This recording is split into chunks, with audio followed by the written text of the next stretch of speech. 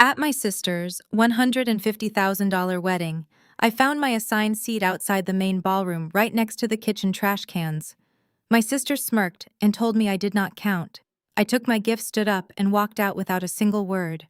Minutes later, she went pale and screamed, "My name is Nadia, and I am 32 years old." Before I continue this story, let me know where you are watching from in the comments below. Hit like and subscribe if you have ever had to remind your toxic family exactly who they are dealing with. Growing up in the affluent suburbs of Atlanta, Georgia, my parents were completely obsessed with maintaining an image of flawless Black excellence. They wanted our family to be the ultimate shining example for our megachurch and the exclusive country clubs they frequented.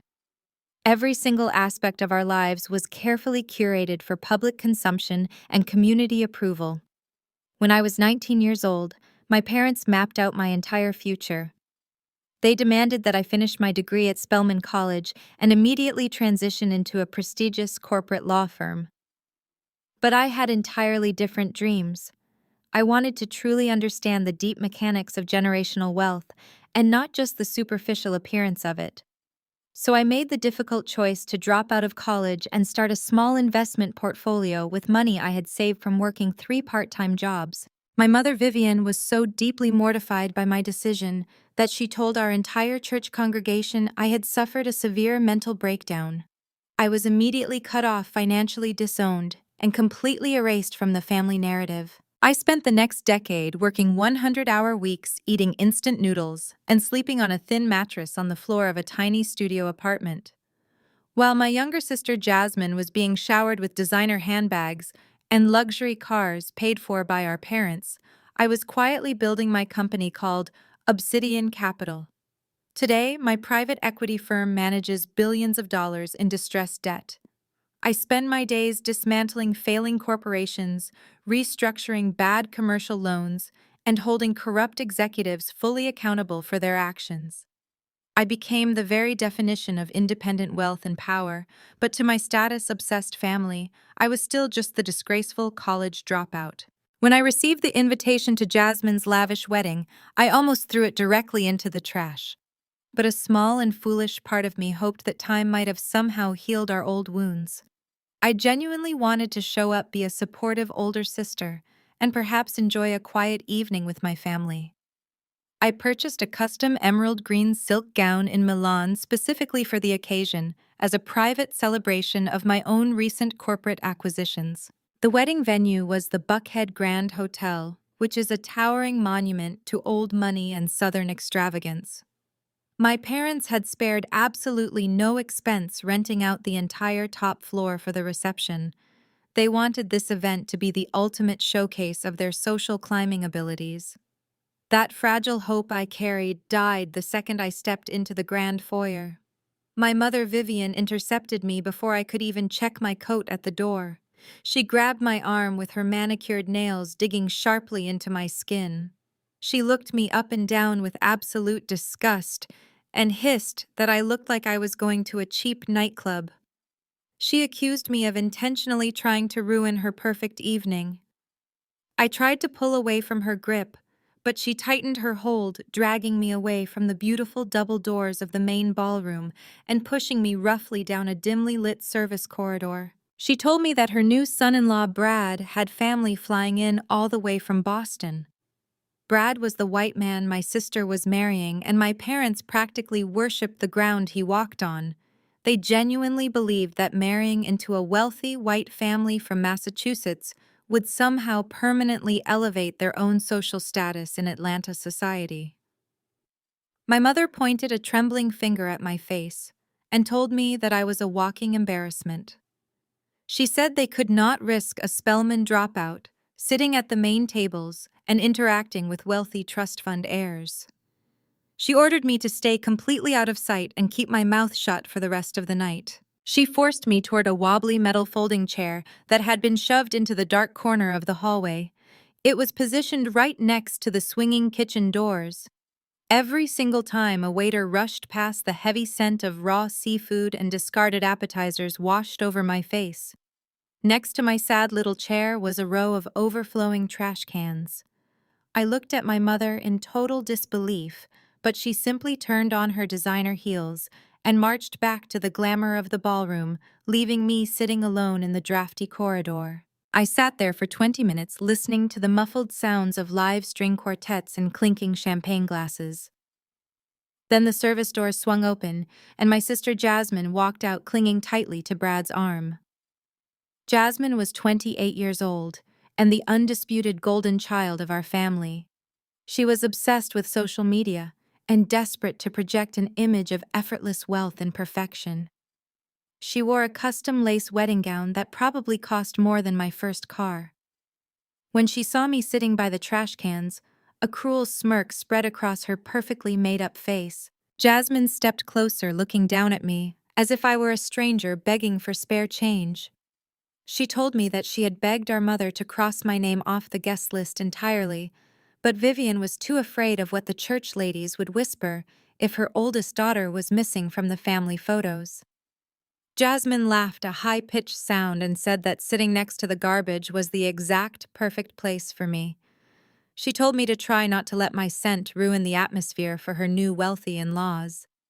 Brad stood next to her looking incredibly arrogant in his tailored tuxedo. He let out a condescending chuckle and told me to just keep my head down and let Jasmine have her perfect day. He looked at me with such immense superiority, fully believing the lie that he was a wealthy savior gracing our family with his presence. I did not cry or yell or cause a dramatic scene. Years of building a cutthroat private equity firm had taught me the extreme power of absolute composure. I simply stood up and smoothed out the wrinkles in my expensive silk gown. I reached into my clutch and pulled out a thick red envelope sealed with gold wax. Without saying a single word to either of them, I pushed past Brad and Jasmine and walked straight through the heavy double doors into the main ballroom. The room was blindingly bright, dripping in crystal chandeliers and thousands of imported white orchids. I ignored the confused stares of the affluent guests and walked directly to the sweetheart table at the front of the room. I placed the red envelope right in the center of Jasmine's gold-rimmed dinner plate. I took one last look at the extravagant room, turned on my heel, and walked out the front entrance of the hotel with my head held high. I walked out into the cool evening air where my driver was already pulling my Maybach around to the curb. Just as I reached for the car door handle, a piercing, hysterical scream echoed from inside the venue. It was Jasmine's voice, and it was so loud and full of pure terror that it stopped the live band completely dead in their tracks. I sat back into the plush leather passenger seat of my car, letting the heavy doors close and shut out the noise of the city. The serene, soundproof environment of the luxury vehicle was a stark contrast to the absolute chaos I knew was erupting inside the hotel ballroom. I calmly instructed my driver to keep the engine running and wait a moment because I knew my family would be coming for me very soon. Less than 2 minutes later, the heavy glass front doors of the wedding venue burst wide open. My father Terrence and my new brother-in-law Brad sprinted out into the parking lot.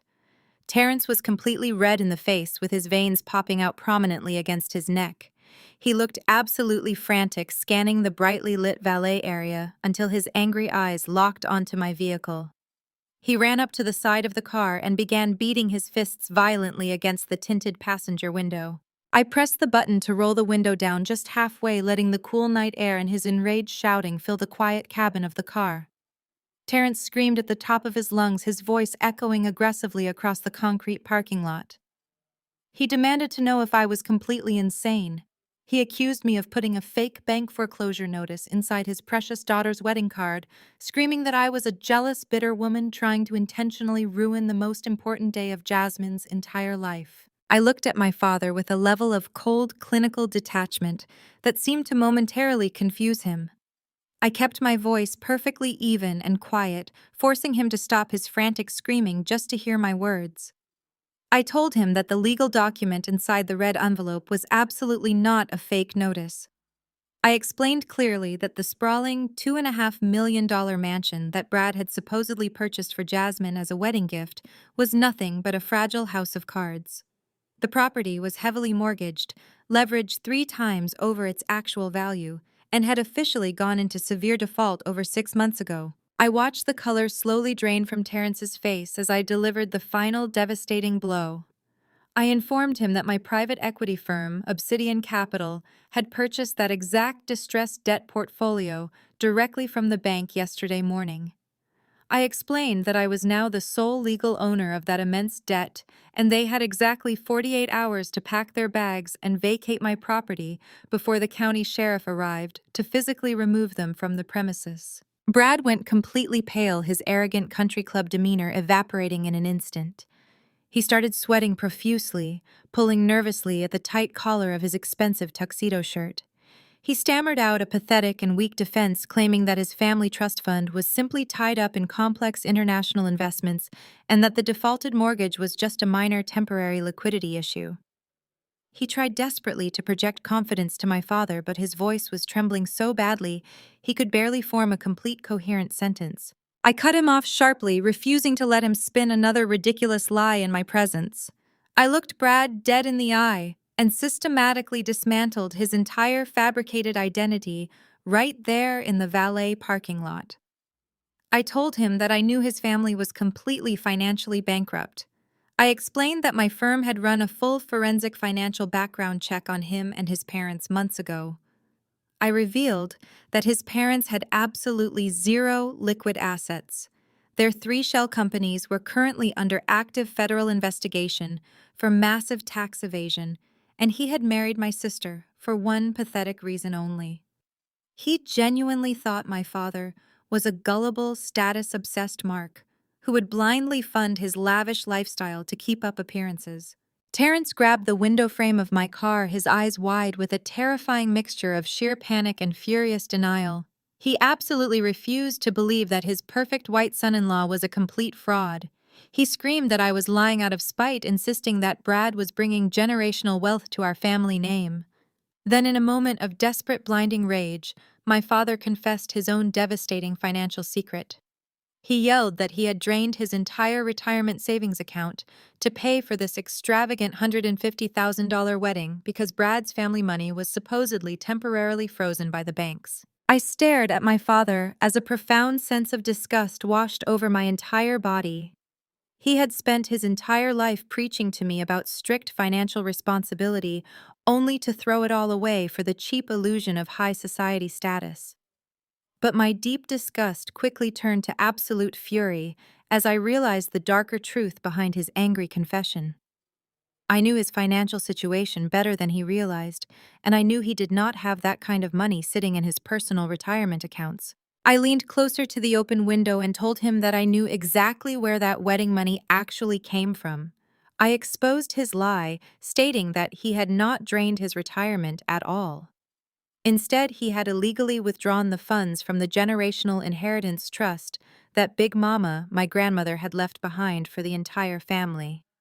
He had selfishly drained the family trust just to fund a ridiculous, flashy illusion for his golden child, sacrificing our real family wealth simply to impress a group of wealthy strangers at a country club.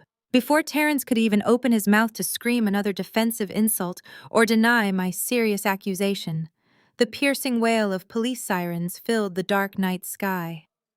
3 Atlanta police cruisers tore through the venue entrance, their red and blue emergency lights flashing violently and casting harsh, bright shadows across the parking lot. The police vehicles screeched to a sudden halt, completely blocking the exit ramp and surrounding our position. 4 heavily armed police officers jumped out of their cruisers, moving with intense purpose.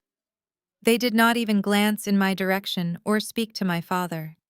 They marched straight past my car, walking directly up to where Brad was standing, frozen in fear. One tall officer grabbed Brad by the silk lapels of his tuxedo, spinning him around forcefully and slamming him hard against the hood of my Maybach. The sharp metallic click of handcuffs echoed loudly in the quiet night air. The arresting officer announced in a loud, clear voice that Bradford Miller was under arrest for interstate wire fraud and bank deception. I rolled my window up tight, sealing out my father's panicked screaming and Brad's pathetic sobbing. As my driver slowly navigated around the parked police cruisers and pulled out onto the main road, I looked back in the rearview mirror. The perfect high society wedding, the fake generational wealth, and my parents' desperate illusion of superiority were all burning to the ground exactly as they deserved. 4 days later, my phone rang. My mother, Vivian, was on the other end, using her sweetest, manipulative church voice. She insisted I attend our traditional Sunday dinner after the morning church service. She claimed the family needed to heal after the wedding. I knew exactly what this was. Sunday dinner was never just about passing the cornbread. It was a courtroom where my parents served as judge and jury, and I was the defendant. I agreed to go because I wanted to look them in the eye when I delivered my next lesson. I arrived at their sprawling Buckhead estate wearing a sharp-tailored designer pantsuit. The moment I stepped into the formal dining room, the tension was palpable. My father, Terrence, sat at the head of the mahogany table. Brad was sitting right next to him, casually eating a piece of fried chicken. Terrence had actually drained more of our family resources to post Brad's federal bail. Jasmine sat across from her new husband, wearing a designer silk blouse and clutching a tissue like a grieving widow. Before I could unfold my napkin, my mother slid a thick legal document across the table. It stopped in front of my plate. I glanced down and clearly saw it was a legal quitclaim deed. Vivian crossed her arms, staring at me with venom. She demanded I sign the legal deed immediately and transfer the million-dollar debt of Jasmine's mansion back into my name, taking the financial burden off Brad's shoulders. She called it a necessary wedding apology for the spectacle I caused with the police. I looked at the document and then at my father. I asked him if he honestly thought a piece of paper could erase federal wire fraud. Terrence slammed his fist on the table, rattling the water glasses. He yelled that I was a bitter, spiteful woman, actively trying to destroy Black excellence by tearing down my own sister. He insisted Brad's arrest was a minor corporate misunderstanding and the Boston Trust Fund would clear everything up next month. He ordered me to sign the paper and fix the mess. Jasmine began producing crocodile tears, wiping her eyes dramatically. She looked at me with total disgust and accused me of being insanely jealous. She cried out that I was a miserable dropout who could not handle the fact that she had secured a perfect, wealthy white husband. She claimed I was using my debt collection business to punish her for achieving the fairy tale. I could never get. Brad sat back in his chair, licking grease off his fingers with a smug grin. His posture screamed absolute confidence. He genuinely believed the intense pressure of my traditional family would force me to cave, just like it did when I was a teenager. He thought I would sacrifice my sanity to keep the peace. I did not touch the pen. Instead, I picked up my phone and tapped the screen. I quietly accessed the dining room's central Bluetooth sound system, which Terrence installed last year to play gospel music during his sophisticated gatherings. I looked directly at Brad and told him his biggest mistake was assuming a Spelman dropout, did not know how to run a proper forensic background check. I pressed play on my phone. Brad's own voice blasted through the surround sound speakers echoing off the vaulted ceiling. The audio was crystal clear. It was a recorded phone call from 2 weeks ago between Brad and his cousin back in Massachusetts. Everyone at the table froze. He was laughing mockingly on the recording, calling my parents a bunch of gullible Atlanta snobs. He boasted about how incredibly easy it was to manipulate them. He bragged that this family was so desperate for a white son-in-law to parade around their country club that he could bleed them dry in a year. He stated that once he drained Terrence's accounts to pay off his massive gambling debts, he would dump Jasmine and disappear. The silence in the dining room was deafening. The recording stopped and the only sound was the air conditioning. Brad turned the color of chalk, dropping his chicken onto his plate. Jasmine stared at her new husband with her mouth wide open, her fake tears instantly drying up. I looked at my mother expecting to see the devastating realization of the truth wash over her face. I expected her to see that I was protecting them from a monster. Instead, Vivian lunged out of her chair. She reached across the corner of the table and slapped me hard across the face. The sharp crack echoed loudly in the room. My cheek burned, but I did not flinch. Vivian screamed at the top of her lungs, accusing me of faking the audio. She shrieked that I was a demonic force trying to poison her perfect family, because I was miserable and alone.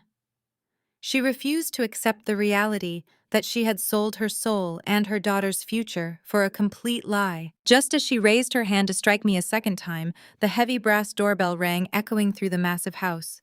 Nobody moved. The maid hurried down the hall to answer the front door. We heard a brief commotion in the grand foyer, and then a woman pushed past the maid and marched straight into the formal dining room. She was a blonde white woman wearing sweatpants and looking absolutely exhausted. In her arms, she was holding a crying 6-month-old baby.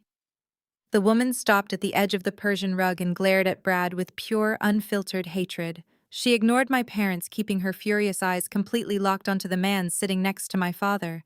She raised her voice over her crying infant and delivered a sentence that shattered the room completely. "You said you were in Atlanta for a business trip, not a wedding." The dining room erupted into absolute chaos the second those words left her mouth. Jasmine let out a guttural shriek and threw her sweet tea across the table. The glass shattered against the mahogany wood, sending ice and brown liquid flying everywhere. Brad leaped up, backing away from the woman and infant as if they carried a plague. He held his hands up, stammering pathetic excuses about a massive misunderstanding. The woman shifted the baby, pulling a crumpled marriage certificate from her diaper bag and slamming it down on the soggy fried chicken. She introduced herself as Megan and informed the room she and Brad had been legally married in Massachusetts for 4 years. Jasmine collapsed onto the floor, weeping hysterically into her silk blouse. She screamed her perfect fairy tale was completely ruined and her life was over. But the truly sickening part of the afternoon was not Brad's betrayal. The truly sickening part was watching my parents react to the news. Vivian did not rush to comfort her golden child sobbing on the rug. Terrence did not throw the con man out of his house for manipulating his daughter. Instead, my mother scrambled to her feet and rushed over to Megan. Vivian pulled out her checkbook with trembling hands, desperate to salvage her social standing. My mother begged this exhausted, betrayed woman to take $50,000 and quietly walk out the front door. Vivian whispered frantically that they were prominent country club members and could not possibly afford a public scandal. She told Megan to go back to Boston and pretend this nightmare never happened. Megan stared at my mother in complete disgust, slapping the checkbook out of Vivian's hands. The leather booklet hit the floor with a heavy thud, skidding under the dining chair. Megan yelled that no amount of dirty money could buy her silence. She swore she was going straight to the police to report Brad for bigamy and fraud. As Megan stormed out carrying her crying child, the heavy oak front door slammed shut. The loud noise echoed like a gunshot through the estate. The pristine illusion of black excellence they had meticulously built was completely shattered. But rather than face the harsh reality, Terrence turned his furious, bloodshot eyes directly on me. He marched around the table, pointing a shaking finger an inch from my face. He yelled that I purposely brought this woman here to ruin our family legacy. He screamed that I was a jealous, bitter dropout who could not stand to see my sister secure a wealthy white husband. He aggressively accused me of hiring an actress to destroy their social standing because I was miserable and alone. I looked at the man who was supposed to protect us and felt absolutely nothing but cold clinical detachment. I did not raise my voice in anger, and I did not shed a single emotional tear. I simply looked down at the forged quitclaim deed they had tried to force me to sign just minutes earlier. I looked Terrence dead in the eye and calmly broke down the exact timeline of his sheer stupidity. I told him that while he was busy calling me a complete failure for building my own business, Brad was busy draining their bank accounts dry. I explained that exactly 24 months ago, Brad targeted Jasmine at a charity gala specifically because she was wearing a $40,000 diamond necklace. I detailed how Brad convinced Terrence to invest $200,000 into a fake real estate venture back in Boston, a lucrative venture that never existed. I listed every single wire transfer my father made to Brad's offshore accounts, while simultaneously refusing to co-sign a small business loan for my first startup company. I laid out the cold, hard facts proving that Brad used my father's hard-earned money to pay off his Massachusetts mortgage and buy a brand new luxury vehicle for his secret wife. I told them they were so blinded by their desperate need for white validation that they handed the keys to their kingdom to a common criminal. I reminded Vivian how she bragged to the entire church congregation about her daughter's elite marriage, while ignoring the glaring fact that Brad never once introduced Jasmine to a single member of his actual family. I pointed out that his supposed trust fund was nothing but a cheap prop used to keep them hooked on the promise of generational wealth that would never materialize. Jasmine continued sobbing loudly on the floor, tightly clutching the wooden legs of the dining table, but my parents stood completely frozen in place. The brutal truth was finally staring them right in the face, stripping away every last ounce of their manufactured dignity and foolish pride. But Terrence was a man completely consumed by his own immense arrogance and the dangerous sunk cost fallacy. Instead of apologizing to his daughters or calling the authorities, he simply adjusted his tailored suit jacket and lifted his chin. He looked down at me with a sickeningly smug expression that made my blood run entirely cold. He confidently declared that it does not matter what I do or what I think I know about his private finances. He proudly announced that he had already fixed the situation behind the scenes without my knowledge. He admitted with zero remorse that he used Big Mama's trust fund to clear Brad's other local debts just yesterday afternoon. He told me that they were going to save this marriage no matter what it took to protect their flawless public image. He insisted that Brad was going to legally divorce that woman in Boston, and they would simply pay off the local judge to keep the scandal permanently sealed. He smiled arrogantly, fully believing he had outsmarted me and won the ultimate victory. I froze completely still, quietly absorbing the absolute magnitude of his terrifying confession.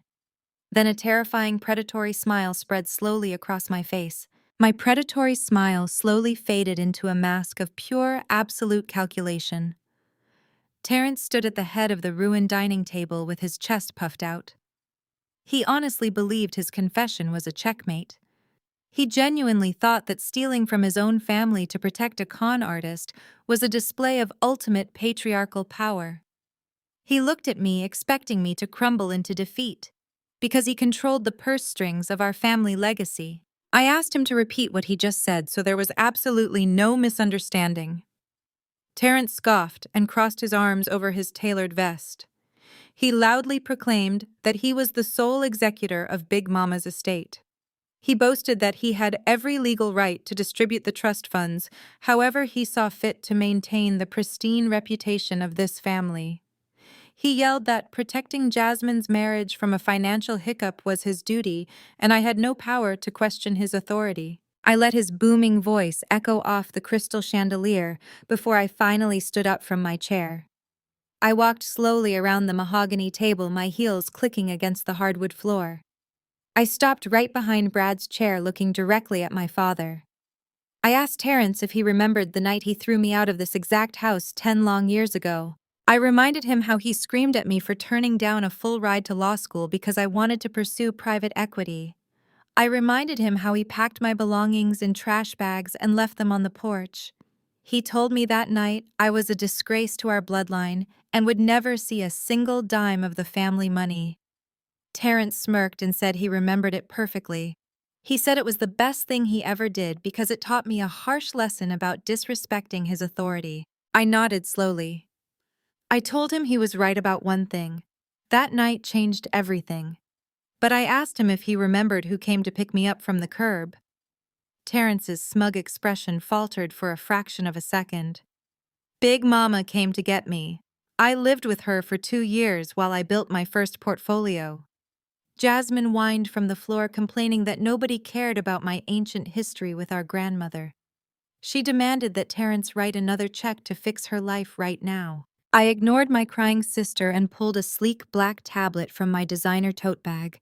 I looked at my father and delivered the reality check that would end his entire reign of terror. I told him that while I was living with Big Mama, she watched everything.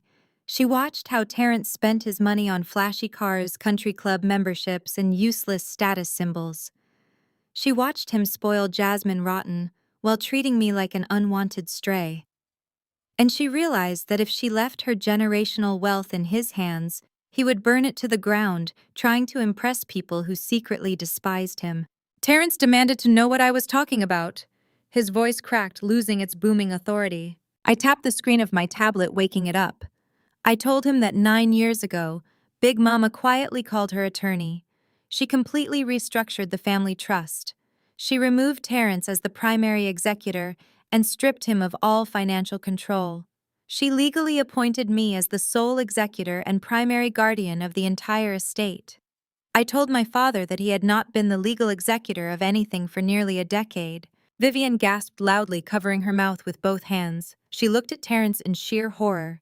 Terrence stumbled backward, hitting the edge of the sideboard. He aggressively pointed his finger at me, shouting that I was a liar. He yelled that he had been accessing the trust accounts for years without any issues. I smiled again.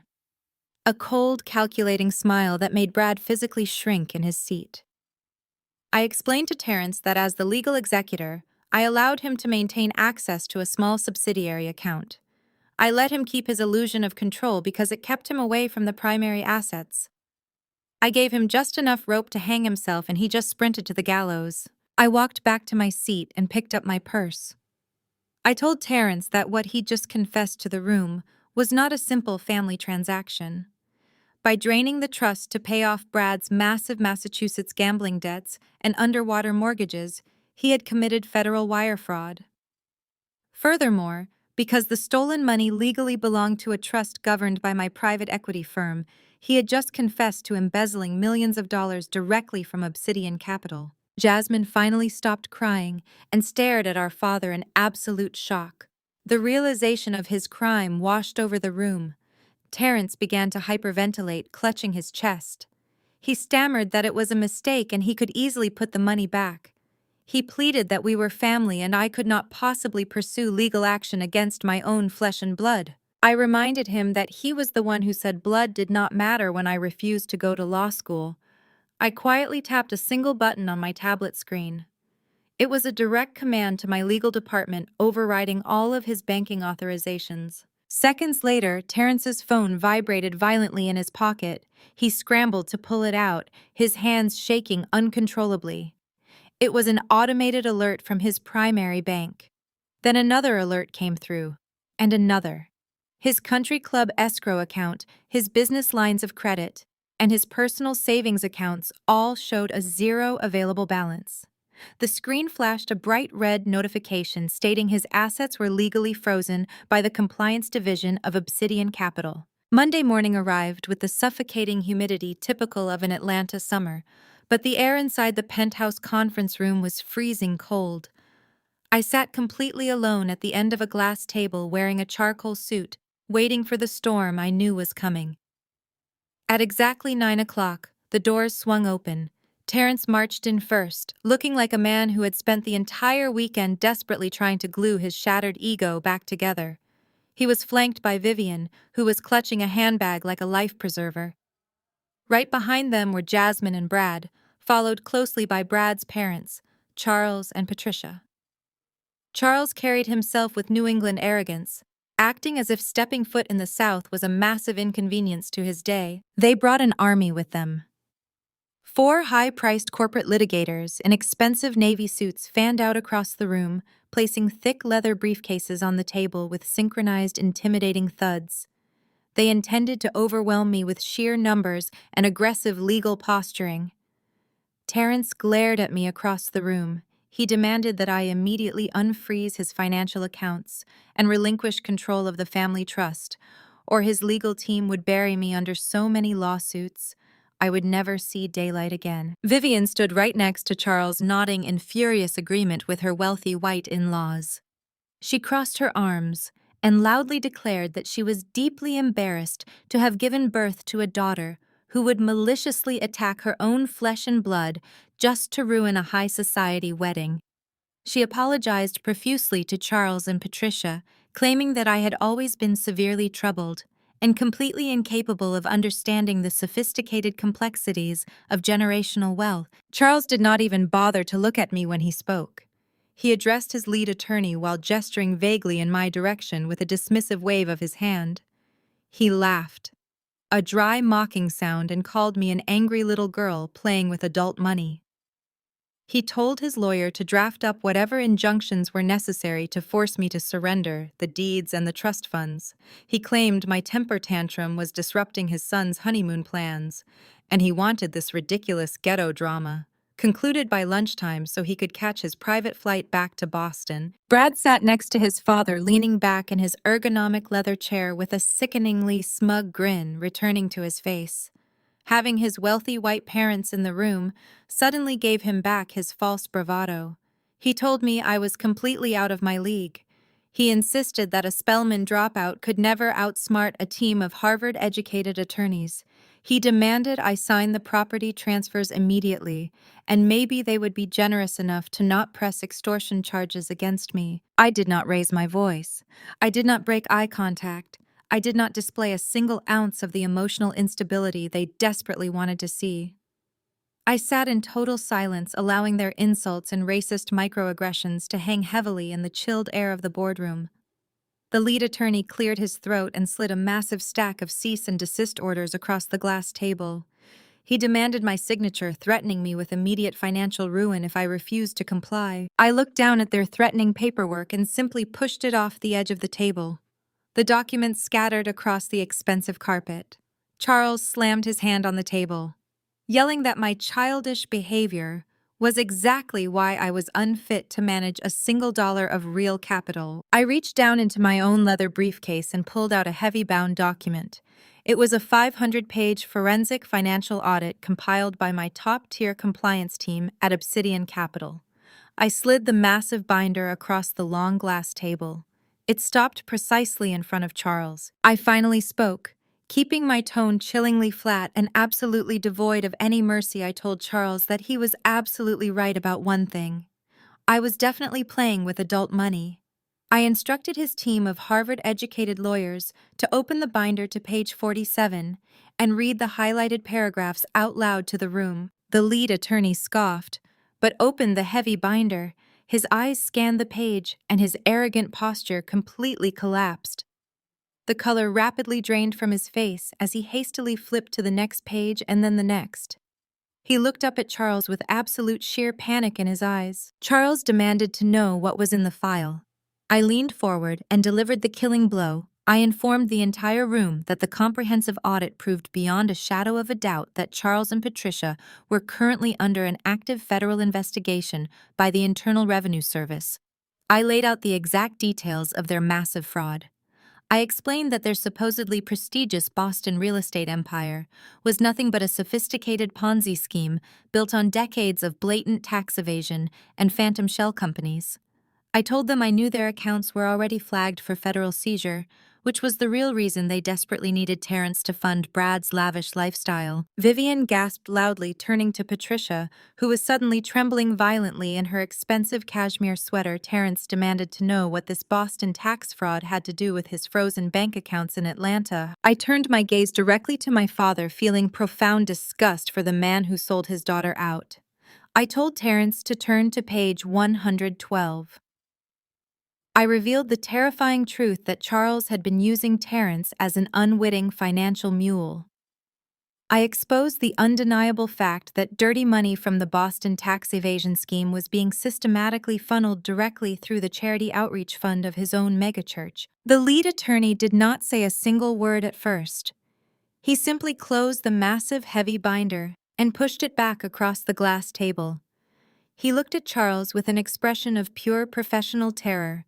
He calmly instructed his legal team to pack up their documents immediately.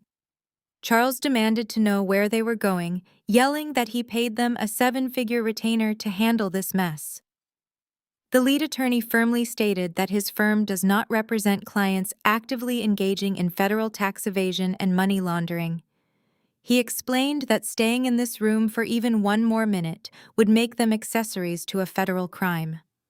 Without looking back, the 4 expensive corporate litigators marched straight out of the penthouse conference room, leaving Brad and his parents completely defenseless against my audit. The silence that followed their departure was absolutely deafening. The arrogant, untouchable facade of the Boston elite completely shattered into pieces.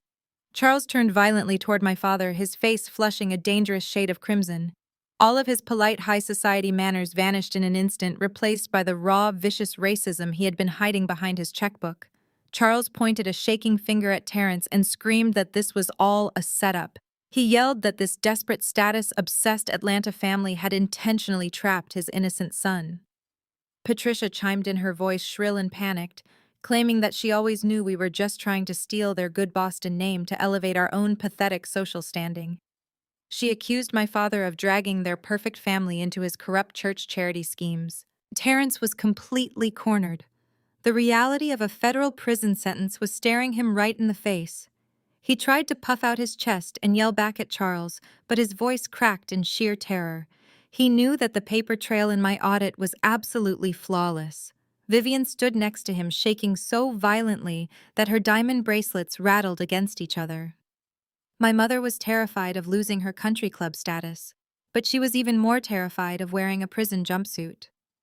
She looked at Charles and Patricia, and then made the most ruthless, cold-blooded decision I had ever witnessed in my entire life. Vivian screamed at the top of her lungs, pointing her manicured finger directly at her golden child. She yelled that Terence was completely innocent and had absolutely nothing to do with the fraudulent loan documents. My mother desperately blurted out that Jasmine was the one who signed every single piece of paperwork for Brad's shell companies. Vivian threw her own daughter completely under the bus without a single second of hesitation. She loudly confessed to the room that Jasmine was the sole legal guarantor on all the commercial loans, and therefore Jasmine was the only one legally responsible for the millions of dollars in stolen funds. The entire room froze. Jasmine stopped crying, her breath catching in her throat. She slowly turned her head to look at the woman who had spent the last 28 years treating her like an absolute princess. The profound horror washing over Jasmine's face was almost difficult to watch. She finally realized the terrifying truth about our parents. Vivian and Terence did not actually love her. They only loved the flawless image she provided for them. And the very second that perfect image threatened their own survival, they tossed her directly into the federal fire to save their own skins. Jasmine looked desperately at Brad, praying her husband would step in and defend her. But Brad just stared down at the expensive conference room carpet, refusing to make eye contact. He knew Vivian was right. He had purposely manipulated his naive, desperate wife into signing her name on every single fraudulent corporate document, thereby shielding himself and his parents from direct federal liability. Jasmine was left holding the bag for a multi-million-dollar financial conspiracy, and her own mother had just happily served her up to the authorities to protect my father's country club membership. Jasmine began to hyperventilate. The crushing weight of massive federal charges and millions of dollars in insurmountable debt came crashing down on her shoulders. She looked around the cold glass conference room, realizing that every single person she had ever trusted had completely betrayed her. Her husband was a con artist, her in-laws were racist criminals, and her parents were willing to let her rot in a federal penitentiary just to save face. Then Jasmine's panicked eyes slowly locked onto me. I sat at the end of the long glass table, completely untouched by the chaos, perfectly calm, and holding the only copy of the forensic audit that could destroy all of their lives. I was the college dropout they had banished to the hallway next to the kitchen trash cans just a few days ago. Now I was the only person in the entire world with the power and the capital to save her from complete annihilation. Jasmine let out a devastating, heartbreaking sob. She stumbled forward, her knees giving out from underneath her. She dropped completely to the floor right in the middle of the corporate boardroom. She crawled across the expensive carpet tears streaming down her ruined makeup until she reached my chair. The golden child of the family grabbed the fabric of my designer skirt, sobbing uncontrollably. I looked down at her hands, desperately clutching my clothes. This was the exact same woman who had laughed condescendingly when I was ordered to leave the main ballroom of her extravagant wedding.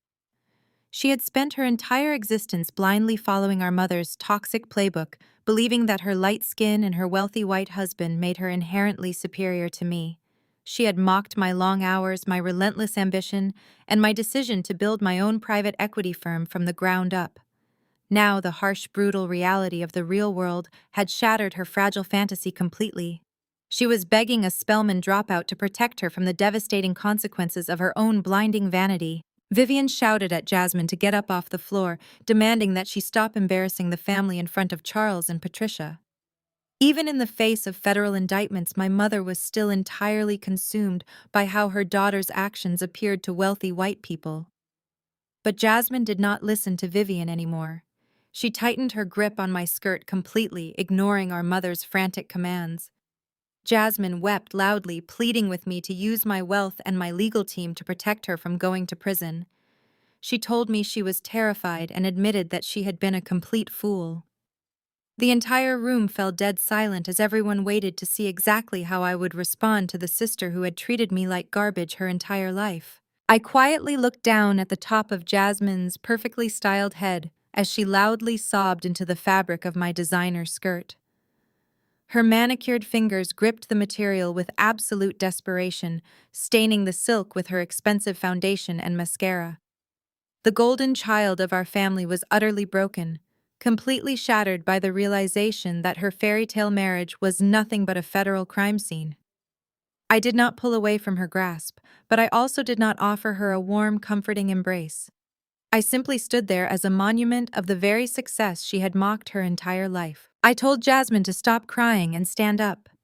My voice was completely devoid of emotion, slicing through her hysterical sobs like a freshly sharpened blade. I informed her that I could easily have my legal team completely untangle her from Brad's fraudulent corporate loans. I explained that Obsidian Capital had the resources to legally isolate her signature and prove she signed those documents under extreme duress and deliberate manipulation. I watched a flicker of profound hope ignite in her bloodshot eyes. She scrambled to her feet, nodding frantically and thanking me repeatedly. But I raised my hand and stopped her pathetic gratitude. I told her my protection came with strict, non-negotiable terms. I reached into my leather briefcase and pulled out a separate folder containing a deeply comprehensive legal confession.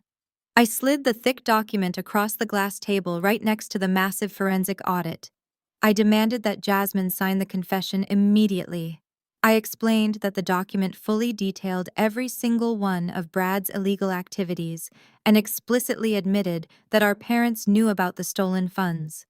Furthermore, I demanded that she hand over her unlocked phone and provide every single password to her highly curated social media accounts. I told her I was taking complete control of her public narrative to ensure she could never again use her fake, flawless image to weaponize our family name against me. Vivian shrieked from the other side of the boardroom. My mother lunged forward, her face twisted into a mask of pure, unadulterated panic. She grabbed Jasmine's arm and yanked her away from the glass table. Vivian screamed that Jasmine could not possibly sign that confession because it would permanently destroy our family reputation at the country club and humiliate them in front of the entire church congregation. She demanded absolute family loyalty, insisting that they needed to present a united front to protect Terrence from going to federal prison. She ordered Jasmine to act like a dutiful daughter and sacrifice her own freedom to save their pristine Atlanta legacy. For the first time in 28 years, Jasmine did not immediately bow her head and blindly obey our mother.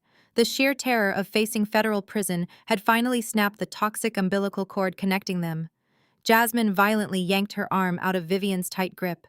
She glared at our mother with a level of raw, visceral hatred I had never seen before. Jasmine screamed right back at Vivian, asking what family loyalty actually meant to a mother who literally just tried to sacrifice her own child to the authorities. She yelled that she was suffocating under the crushing weight of Vivian's impossible expectations. Jasmine laid her entire truth bare, crying out that she only married Brad because Vivian relentlessly pushed her to secure a wealthy white husband to elevate their social standing. She told our mother that she was absolutely sick and tired of being used as a beautiful silent prop for Vivian's ridiculous vanity projects. She declared that she would rather lose her fake country club friends than spend the next 20 years rotting in a federal penitentiary just to protect a father who stole from his own family. Vivian stood completely frozen, her mouth opening and closing without producing a single sound. The perfectly constructed illusion of her maternal superiority had been violently ripped to shreds by her favorite child. Jasmine turned her back on our stunned mother and marched directly up to the glass table. Her hands were shaking violently, but her sudden resolve was completely unbroken. She picked up the heavy gold pen resting next to the confession document.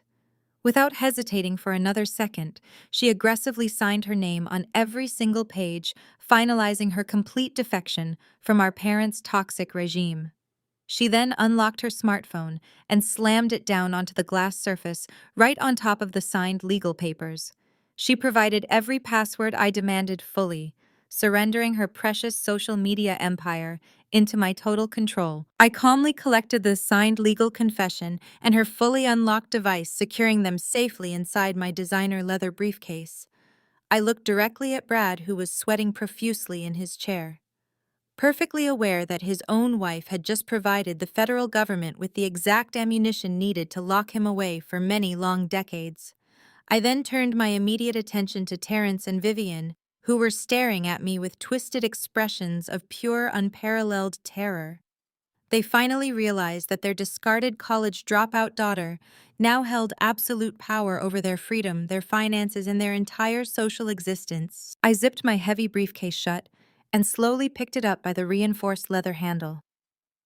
I looked directly at my terrified parents and delivered my final devastating ultimatum. I kept my steady voice incredibly calm, ensuring every single word struck them with absolute lethal precision. I told them they had exactly 72 hours before my massive legal team unsealed the forensic audit and officially handed it over to the waiting federal authorities. I let that terrifying deadline hang heavily in the cold air of the silent boardroom. I smiled a brief, chilling smile. I told them to enjoy the lavish annual Black Excellence Gala on Friday night.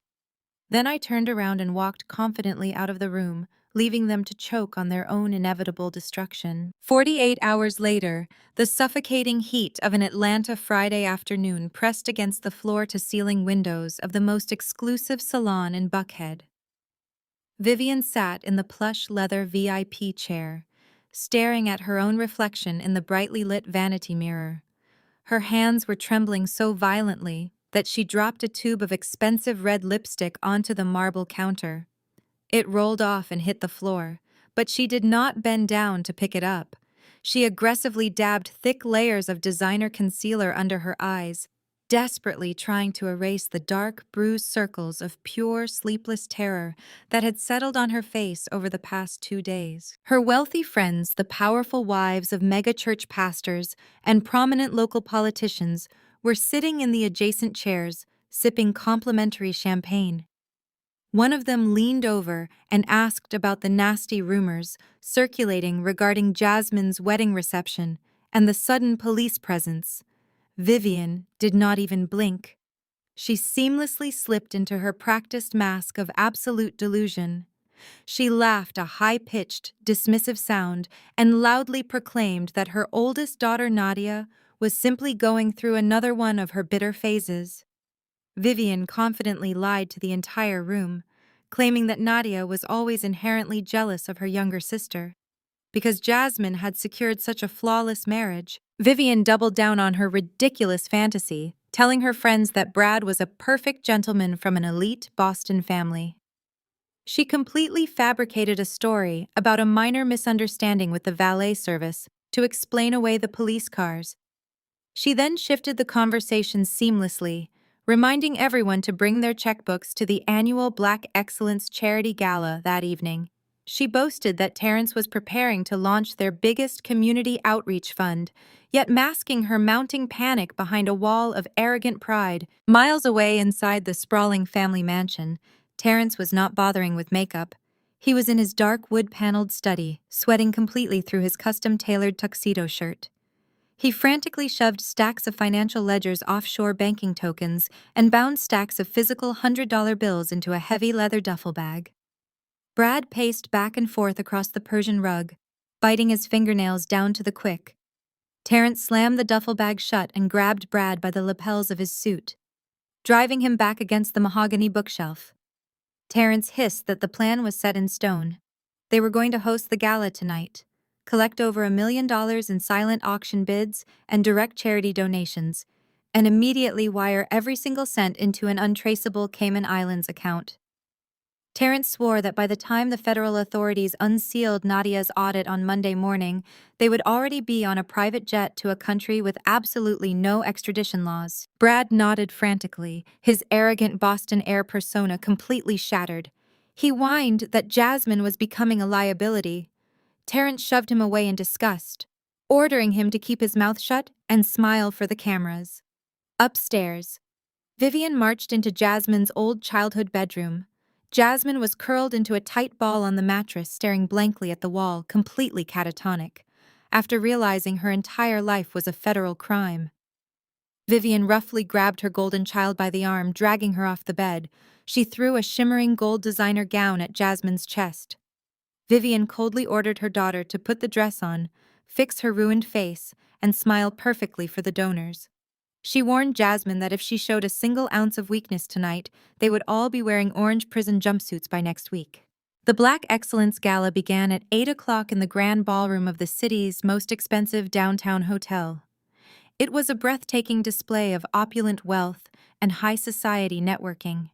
Crystal chandeliers cast a warm golden glow over 500 of Atlanta's most elite doctors, lawyers, judges, and entrepreneurs. Waiters in crisp white uniforms circulated with trays of expensive champagne and caviar. Terrence and Vivian worked the massive room with desperate, terrifying efficiency. They smiled, they hugged, they kissed cheeks, and they eagerly collected massive donation checks from their wealthy peers. The illusion of their absolute perfection was holding together by a microscopic thread. Jasmine stood rigidly next to Brad near the ice sculpture, both of them gripping their champagne flutes so tightly their knuckles turned white. They looked like terrified hostages forced to perform in a twisted stage play. But the wealthy guests were too busy networking to notice the sheer panic radiating from the newlyweds. At exactly 9 o'clock, the live jazz band slowly faded out. Terrence and Vivian confidently walked up the carpeted steps to the main stage, standing behind a crystal podium, bathed in bright white spotlights. Terrence tapped the microphone, producing a soft hum that brought the massive ballroom to a complete hush. He flashed his signature charismatic smile and began his grandstanding speech.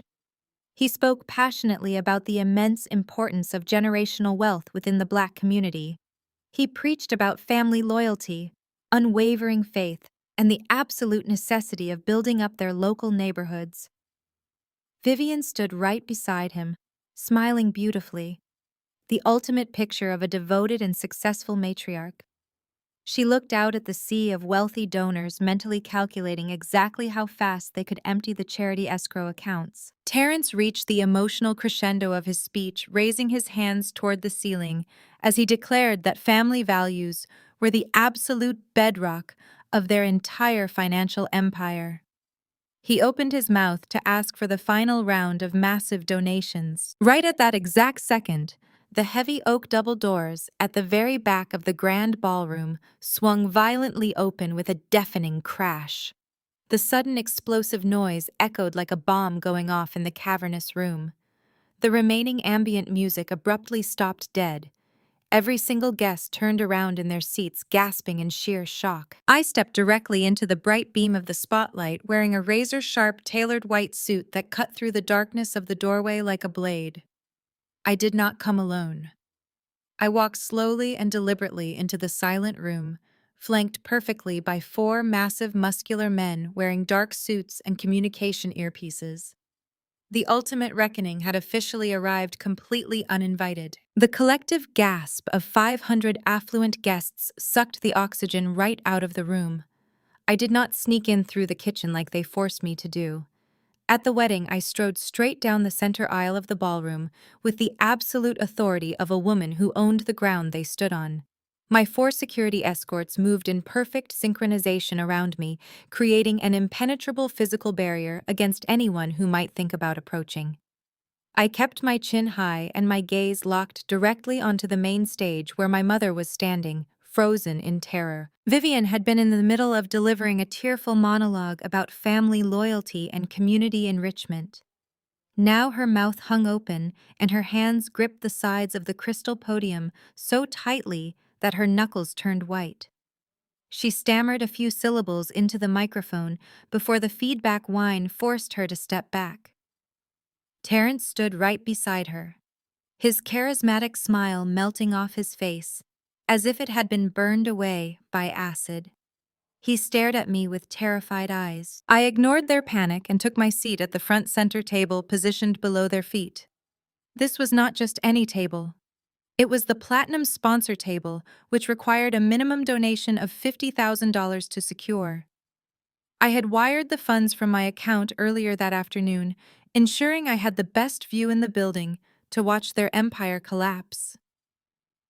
My security team took the remaining seats at my table, folding their arms and staring blankly ahead. The whispering started immediately.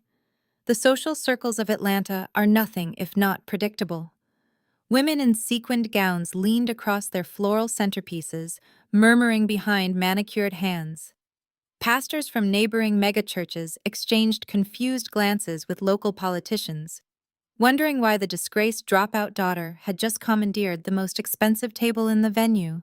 They all knew my parents' narrative that I was a failure struggling with mental instability. But sitting there in my bespoke white suit, radiating wealth and power, I contradicted every lie Vivian had ever told them over the past decade. I glanced toward the edge of the ballroom near the kitchen service exits. Brad was standing by a ice sculpture, sweating profusely through his rented tuxedo. He looked like a trapped animal scanning the perimeter for a clear path to run. He kept reaching his shaking hand into his front jacket pocket, likely feeling for his passport. He knew the amount of money he needed to escape the country was sitting in the charity escrow account, and he realized in that terrifying moment that I was standing directly between him and his only getaway ticket. The heavy silence in the grand room stretched on becoming uncomfortable for the wealthy attendees. My parents remained frozen on the stage, paralyzed by their guilt and my unexpected presence. Terrence finally snapped out of his shock. He leaned over the podium and whispered something to the event coordinator standing near the stage stairs. He was signaling for the venue's private security to intervene and remove me from the premises before I could ruin his heist. I watched two hotel security guards begin to march down the aisle toward my table. Terrence smirked, believing his authority in this building would override my presence. But as the guards approached my table, my lead escort stood up and reached into his breast pocket. He produced a federal credential and flashed it to the guards. The venue security men stopped dead in their tracks, their faces draining of color. They backed away, raising their hands in a gesture of surrender, and retreated to the walls of the ballroom. Terrence watched his hired muscle abandon him, and a wave of panic washed over his sweating face. He grabbed the microphone, trying to wrap up the donation pitch, and hurried the guests toward the silent auction tables in the hall. He desperately wanted to scatter the audience before I could do any damage to his illusion. I decided the time for sitting in the background was officially over. I picked up my crystal champagne flute and a heavy silver dessert spoon. I tapped the cold metal against the fragile glass, sending a sharp, clear ringing sound cutting directly through the heavy tension of the room. I tapped it again, maintaining a slow, steady rhythm until every eye in the vast ballroom shifted away from the stage and focused entirely on me. I stood up, buttoning my suit jacket with precision. I projected my voice across the silent room, demanding that the audiovisual technician hand me a microphone. Immediately, I announced loudly that as the $50,000 sponsor of the evening, I was entitled to address the donors before any funds were officially collected. Vivian shrieked into her microphone, demanding that the sound technicians cut my audio. She yelled that I was an unauthorized speaker attempting to ruin an event, but my private equity firm had already purchased the hotel venue's corporate debt 3 days ago. The event manager knew who signed his paychecks now. A technician scurried quickly over to my table and handed me a microphone before rushing away. I took a very deep breath, letting the incredible heavy weight of the moment settle fully over my shoulders. This was the ultimate culmination of 10 long years of isolation, hard work, and relentless dedication to my craft. I looked up at the raised stage where my parents were trapped under the bright stage lights, desperately clinging to a fake fraudulent legacy that was about to be completely obliterated. I slowly raised the microphone to my mouth and offered a brilliant, chilling, predatory smile to the 500 wealthiest people gathered in Atlanta.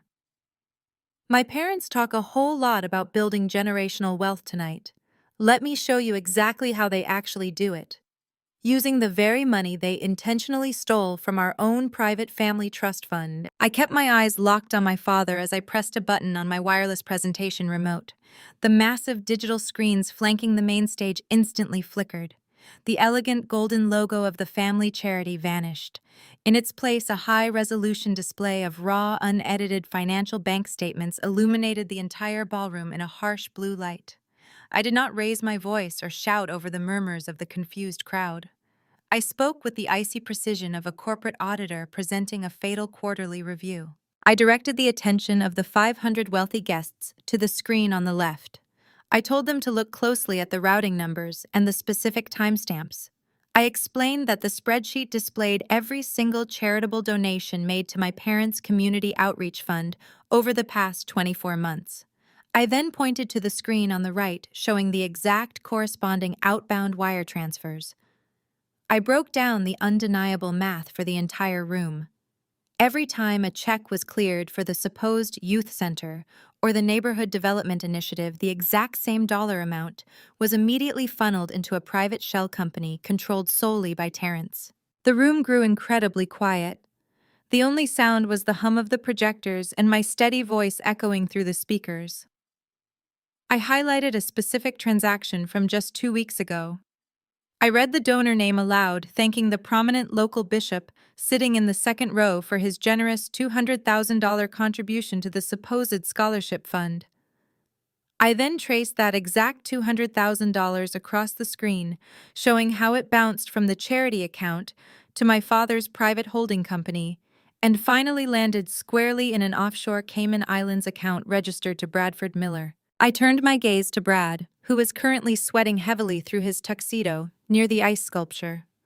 I formally introduced him to the Atlanta elite, not as the wealthy Boston Trust Fund heir my mother had relentlessly bragged about, but as a broke, desperate con artist, drowning in Massachusetts gambling debts. I laid bare the cold, hard truth that the generational wealth my parents worshipped was a complete fabrication. I told the room that Terrence and Vivian were so utterly blinded by their toxic obsession with securing a white son-in-law to parade around their country club that they happily financed his fraudulent lifestyle using stolen charity funds and embezzled money from my grandmother's trust. The reaction from the high society crowd was immediate and devastating. The polished facade of Southern etiquette shattered instantly. The bishop in the second row stood up, his face flushed with profound outrage, and signaled to his wife to grab her evening bag. A prominent city councilman, who had just publicly endorsed my father's charity initiative, pulled out his cell phone and frantically began dialing his legal team. Wealthy doctors and corporate executives murmured in sheer horror, realizing their generous tax-deductible donations had been used to pay off the bad debts of a white grifter. Chairs scraped loudly against the ballroom floor as people started standing up, actively distancing themselves from the main stage as if my parents had suddenly caught a highly contagious disease. Vivian stood at the crystal podium looking completely physically ill. Her perfectly styled hair and expensive designer gown could not hide the absolute terror radiating from her entire body. She tried to force a graceful smile, but her facial muscles simply refused to cooperate. She gripped the edges of the podium, swaying slightly on her expensive heels. The elite social circles she had spent decades ruthlessly climbing were crumbling to dust right before her eyes. The wealthy church ladies she desperately wanted to impress were currently staring at her with unfiltered, intense disgust. Vivian opened her mouth to speak, to offer some kind of elegant Southern excuse, but no words came out. The illusion of her flawless black excellence was permanently dead. Near the back of the room, Jasmine watched the screens in total horror. She saw the undeniable proof that her fairy tale marriage was entirely funded by stolen money and charity fraud. She looked at Brad, begging him silently to deny it. But Brad was already slowly inching his way toward the kitchen service doors, trying to quietly escape the ballroom before the situation escalated any further. He knew the paper trail on those giant screens was absolutely bulletproof. Terrence, however, could not accept his public execution.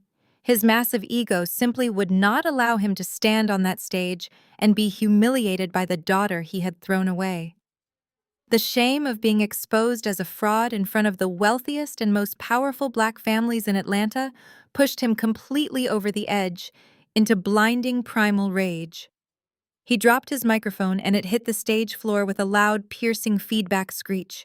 Terrence let out a furious roar that tore through the chaotic chatter of the ballroom. He leaped down the steps of the main stage, his fists clenched and his eyes burning with violent intent. He completely abandoned his charismatic community leader persona, revealing the vicious, toxic bully he truly was. He lunged directly toward my platinum sponsor table, determined to physically rip the presentation remote from my hands and silence me by any means necessary. I did not flinch. I did not step back. I simply remained in my chair, watching him charge at me with a calm, unwavering stare. Before Terrence could even close the 10-foot gap between the stage and my table, the four massive men in dark suits who had escorted me into the building stepped swiftly forward. They moved in perfect unison, forming an impenetrable wall of solid muscle right in front of me. Terrence slammed into them, but they did not budge an inch. The lead man firmly grabbed my father's shoulder, stopping his violent momentum instantly. Terrence screamed at them to get out of his way, claiming he was the host of this exclusive event. The lead man did not argue or raise his voice. He simply reached inside his dark suit jacket, pulled out a heavy gold shield, and flashed it directly in my father's enraged face. He announced in a booming, commanding voice that they were special agents with the Federal Bureau of Investigation, and Terrence was officially under arrest. The entire ballroom erupted into absolute pandemonium the very second the federal agent flashed his gold badge. The polished elegance of the charity gala instantly evaporated into raw, visceral panic. Wealthy donors who had just been sipping imported champagne and adjusting their expensive diamond necklaces were now shoving each other out of the way, desperate to reach the main exits. The terrifying realization that they were sitting in the middle of an active federal crime scene sent the Atlanta elite scrambling for the doors. They cared about nothing but protecting their own reputations from the fallout of this massive financial scandal. Brad stood frozen near the massive swan ice sculpture. He watched the federal agents surround my father on the main stage, and the arrogant smirk completely melted off his face. The fake Boston Trust Fund heir suddenly realized that his entire elaborate con had just violently collapsed. Brad did not try to defend his father-in-law, and he certainly did not run to protect his sobbing wife, Jasmine. He did exactly what cowards always do when they are finally cornered. He bolted. Brad turned on his heels and broke into a frantic, desperate sprint. He shoved roughly past a terrified elderly churchwoman, sending her crashing into a floral centerpiece. He kicked over a row of gold-painted Chiavari chairs, creating a chaotic obstacle course for anyone trying to pursue him. His panicked eyes were locked onto the heavy wooden swinging doors that led into the catering kitchen. It was the exact same kitchen entrance where my mother had cruelly banished me to sit next to the trash cans just days ago at his wedding. Brad hit the carpeted floor, running at full speed, fully intending to vanish through the service elevator and disappear into the humid Atlanta night. He threw his entire body weight against the heavy wooden doors, but the doors did not swing open. Instead, they were kicked violently outward from the other side. 3 more federal agents in tactical gear burst out of the kitchen, moving with terrifying, lethal speed. Brad tried to break his momentum, but the smooth leather soles of his expensive tuxedo shoes slipped on the polished ballroom floor. A massive federal agent lunged forward and brutally tackled Brad right around his waist. The impact lifted the con artist entirely off his feet. They flew through the air and crashed directly into a towering 10-tier pyramid of crystal champagne glasses. The deafening sound of shattering crystal and snapping wood echoed over the screaming crowd. Hundreds of expensive glass shards rained down on the carpet. Brad was pinned brutally against the floor, his custom tuxedo completely soaked in spilled champagne and his face pressed into the sticky carpet. He began sobbing hysterically, crying out that he demanded to call his father, claiming he had diplomatic immunity, and shouting a string of pathetic lies. The federal agent simply jammed a knee into Brad's spine and sharply clicked heavy steel handcuffs around his wrists. Back on the main stage, the situation was equally devastating. Terrence was violently spun around by the lead agent. My father, the proud, untouchable patriarch of our family, was shoved face first against the clear acrylic podium he had just used to preach about black excellence and generational wealth.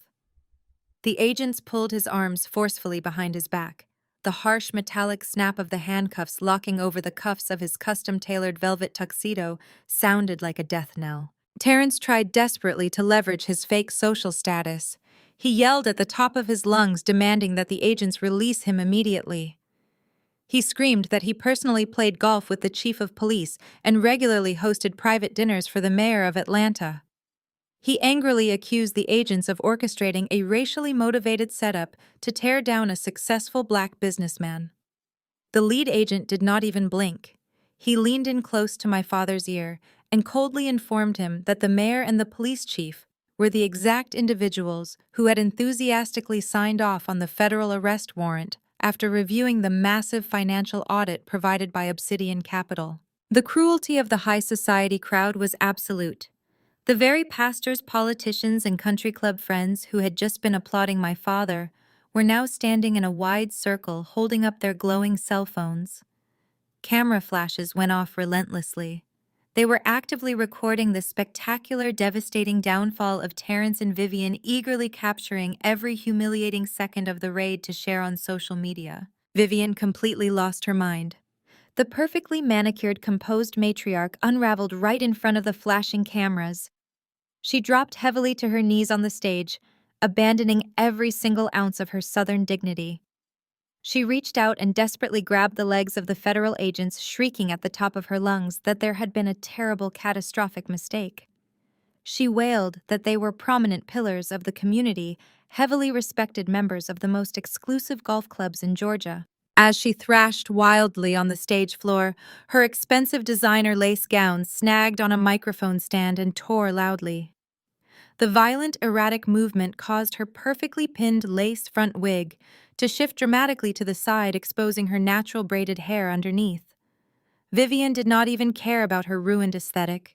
She was completely consumed by the terrifying reality of impending federal prison time. In the corner of the ballroom, Jasmine stood completely paralyzed. She watched her fraudulent white prince bleeding and crying in a puddle of shattered glass, while her untouchable parents were being read their Miranda rights on a brightly lit stage. The fairy tale she had sacrificed her own sister to protect was burning to ash right before her very eyes. Vivian suddenly stopped screaming at the arresting agents. Her wild, panicked eyes scanned the chaotic ballroom until they locked onto me. I was still sitting calmly at the platinum sponsor table, entirely untouched by the destruction unfolding around me. Vivian realized the federal agents did not care about her country club status, but she knew I had the power and the capital to make this all go away. My mother scrambled off the stage, tearing the hem of her gown even further. She ran frantically across the ballroom floor, pushing past the recording guests. She lunged straight past my security guards and grabbed my arm with her manicured nails, digging deeply into my skin. Vivian looked at me with a face completely twisted by sheer terror and desperation. "Nadia, stop them," she screamed, her voice cracking with hysterical panic. "Tell them it is a mistake. We are your blood. We are your family." Vivian's frantic grip on my arm felt like the desperate clawing of a drowning woman. Her manicured nails, the ones she proudly flashed at the exclusive country club every single weekend, were now digging sharply into the pristine white fabric of my custom suit jacket. She looked up at me with wild, bloodshot eyes. Her expensive mascara was running in thick black rivers down her perfectly contoured cheeks. Her heavy lace front wig had shifted entirely off-center during her theatrical struggle on the stage, exposing the tightly braided hair underneath.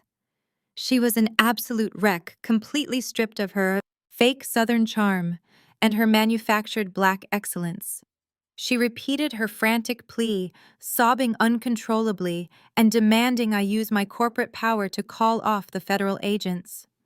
She shrieked that we were blood and that a loyal daughter must always protect her family from public ruin. I did not raise my voice or show a single ounce of empathy for her pathetic display. I slowly looked down at her trembling hands. With slow, deliberate precision, I reached over and peeled her fingers off my jacket one by one. The physical rejection hit her harder than a physical blow. Stumbled backward, gasping for air, as if I had just knocked the wind right out of her lungs. I looked my mother dead in the eye and let the absolute silence of the ballroom amplify my words. I told her that she lost the right to invoke the sacred word family the very day she chose a fraudulent white con artist over her own flesh and blood. I reminded her of every single time she looked down her nose at me and called me a worthless college dropout simply because I chose to build an empire instead of attending the law school she picked out for me. I reminded her of the brutal slap she delivered across my face at Sunday dinner, simply because I tried to warn her that Brad was bleeding our generational wealth entirely dry. Vivian shook her head violently, trying to deny her own toxic actions. She cried out that she was only doing what she thought was best for our social standing in Atlanta.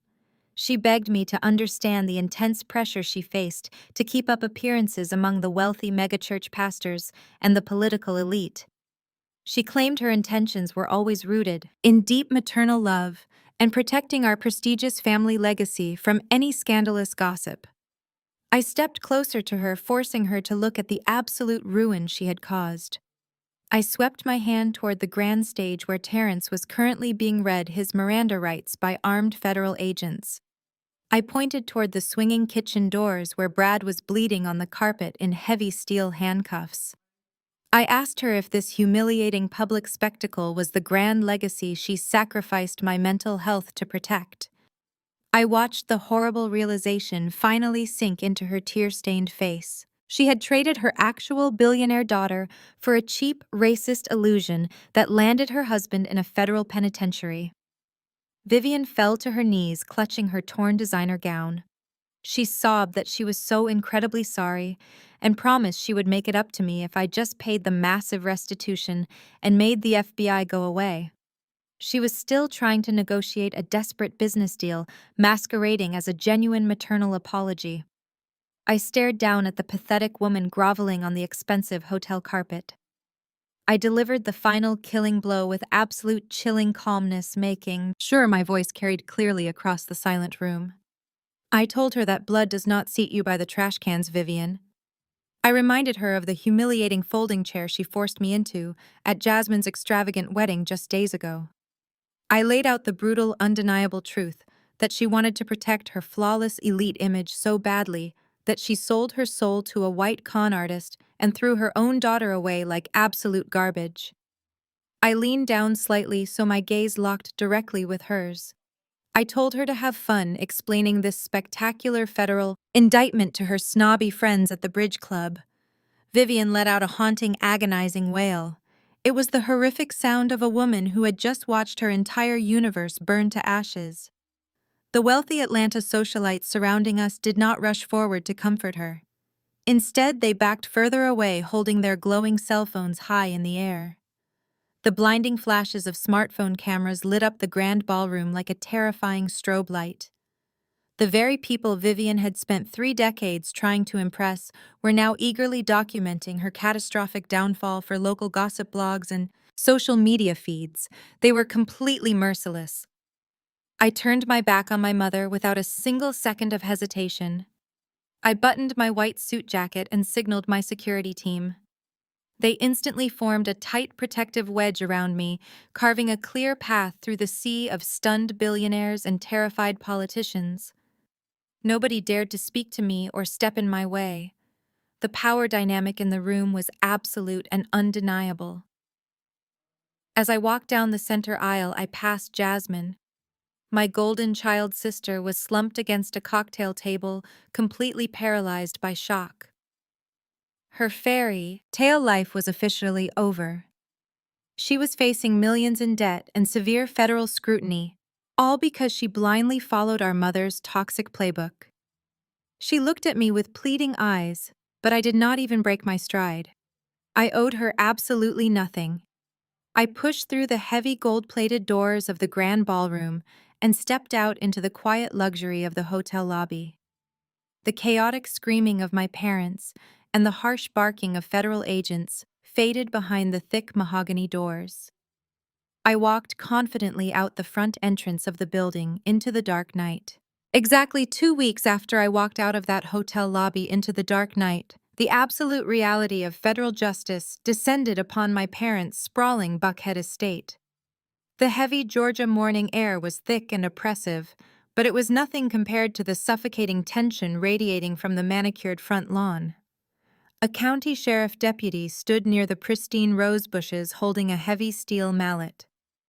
I leaned against the polished hood of my Maybach and watched with total clinical detachment as he aggressively hammered a large, bright red and white foreclosure sign directly into the perfectly green grass. The sharp metallic thuds echoed across the wealthy neighborhood, shattering the quiet peace of the exclusive cul-de-sac. Several affluent neighbors, the very same people who had eagerly recorded my mother's meltdown at the charity gala, were now standing on their expansive front porches in their silk robes, openly sipping their morning coffee and watching the final destruction of Terrence's fraudulent empire. I walked up the sweeping brick driveway and stepped through the massive wrought iron double doors. The interior of the mansion was completely unrecognizable from the pristine museum of black excellence I had grown up in. A team of federal asset forfeiture agents and local law enforcement officers were systematically moving through the massive house. They were slapping neon green evidence tags on everything that held significant value. The grand piano, the imported Italian leather sofas, the massive crystal chandeliers, and every single piece of expensive artwork were officially marked for government seizure. Because Terrence had recklessly commingled his dirty Boston money with the embezzled funds from my grandmother's trust, nearly every single physical asset inside this house was now legally classified as the direct proceeds of federal wire fraud. Terrence was nowhere to be seen because a federal judge had flatly denied his bail, viewing him as a severe flight risk after discovering his offshore Cayman Islands accounts. My father was currently sitting in a cold concrete cell wearing a standard issue orange jumpsuit, completely stripped of his tailored suits and his booming, arrogant authority. That left Vivian entirely alone to face the devastating consequences of her blinding vanity. I found my mother standing in the center of the grand master bedroom. She was an absolute hollow shell of the terrifying matriarch who had banished me to the kitchen hallway. Her expensive lace front wigs had been seized along with her custom jewelry collection, leaving her wearing a plain gray head wrap. She was desperately trying to shove her expensive silk blouses and cashmere sweaters into her matching set of vintage Louis Vuitton luggage. A female federal agent stepped forward and firmly placed her hand on top of the designer suitcase. The agent coldly informed Vivian that the luxury luggage set was purchased using an account linked directly to the fraudulent charity fund. Therefore, the suitcases were officially government property and could not leave the premises. The agent reached into her supply kit and tossed a tight roll of heavy-duty black plastic garbage bags directly onto the hardwood floor. She instructed my mother that she was only legally allowed to take essential non-designer clothing, and she had exactly 15 minutes to pack it all into the trash bags before she was physically escorted off the property. Vivian stared at the black plastic garbage bags with a look of profound, absolute horror. The sheer indignity of packing her life into trash bags completely broke whatever tiny fraction of sanity she had left. She spun around and locked her bloodshot, furious eyes on me. She lunged forward, pointing a shaking manicured finger at my face. She unleashed a torrential flood of venomous curses, screaming that I was an unnatural demonic daughter who was going to burn in hell for destroying my own flesh and blood. She shrieked that she was a highly respected woman of faith and that I would never ever find peace after bringing such a massive catastrophic disgrace upon our sacred family name. I did not flinch, I did not raise my voice, and I certainly did not offer her a single ounce of pity. I simply reached into the pocket of my custom-tailored blazer and pulled out a crisp $50 bill. I walked slowly across the bedroom and held the money out, holding it suspended in the empty air between us. I looked my mother directly in the eyes and delivered my words with a quiet, terrifying, lethal precision. I reminded her of a rainy Tuesday night 10 years ago when I was a struggling college student. I reminded her how I had called her begging for a ride home because my car had broken down in a dangerous neighborhood and I had absolutely no money left. I reminded her that she had laughed into the phone, told me that my struggles were the price of disappointing her, and coldly ordered me to figure it out myself. I pushed the $50 bill directly into her shaking, sweaty palm. I told her to take an Uber. I told her to call a cheap rideshare and drag her black garbage bags out to the curb exactly like she told me to do when I was desperate and alone. Vivian looked down at the money in her hand and let out a broken, agonizing sob. Her knees buckled and she collapsed onto the floor weeping uncontrollably as the federal agents moved in to physically remove her from the mansion. I turned my back on my weeping mother and confidently walked down the sweeping grand staircase. I stepped out of the front doors, breathing in the thick, warm Georgia air. I walked down the long driveway, ignoring the whispering neighbors, and slid comfortably into the plush leather back seat of my waiting vehicle. I instructed my driver to take me back to my corporate headquarters in downtown Atlanta. As the luxury car quietly rolled out of the affluent neighborhood, my secure business phone began to vibrate aggressively in my pocket. The caller identification displayed an unknown local number, but I immediately answered the call anyway. A shaky, terrified voice echoed through the speaker. It was my sister Jasmine calling. My golden child sister was crying hysterically from a cheap roach-infested motel off Interstate 20. She had been frantically digging through the single canvas duffel bag of personal belongings the feds had allowed Brad to keep before they hauled him away in handcuffs. She told me that she had found a hidden compartment ripped into the inner lining of the bag. Jasmine gasped for air, sobbing that she had just discovered something incredibly dangerous that the federal authorities completely missed during their raid.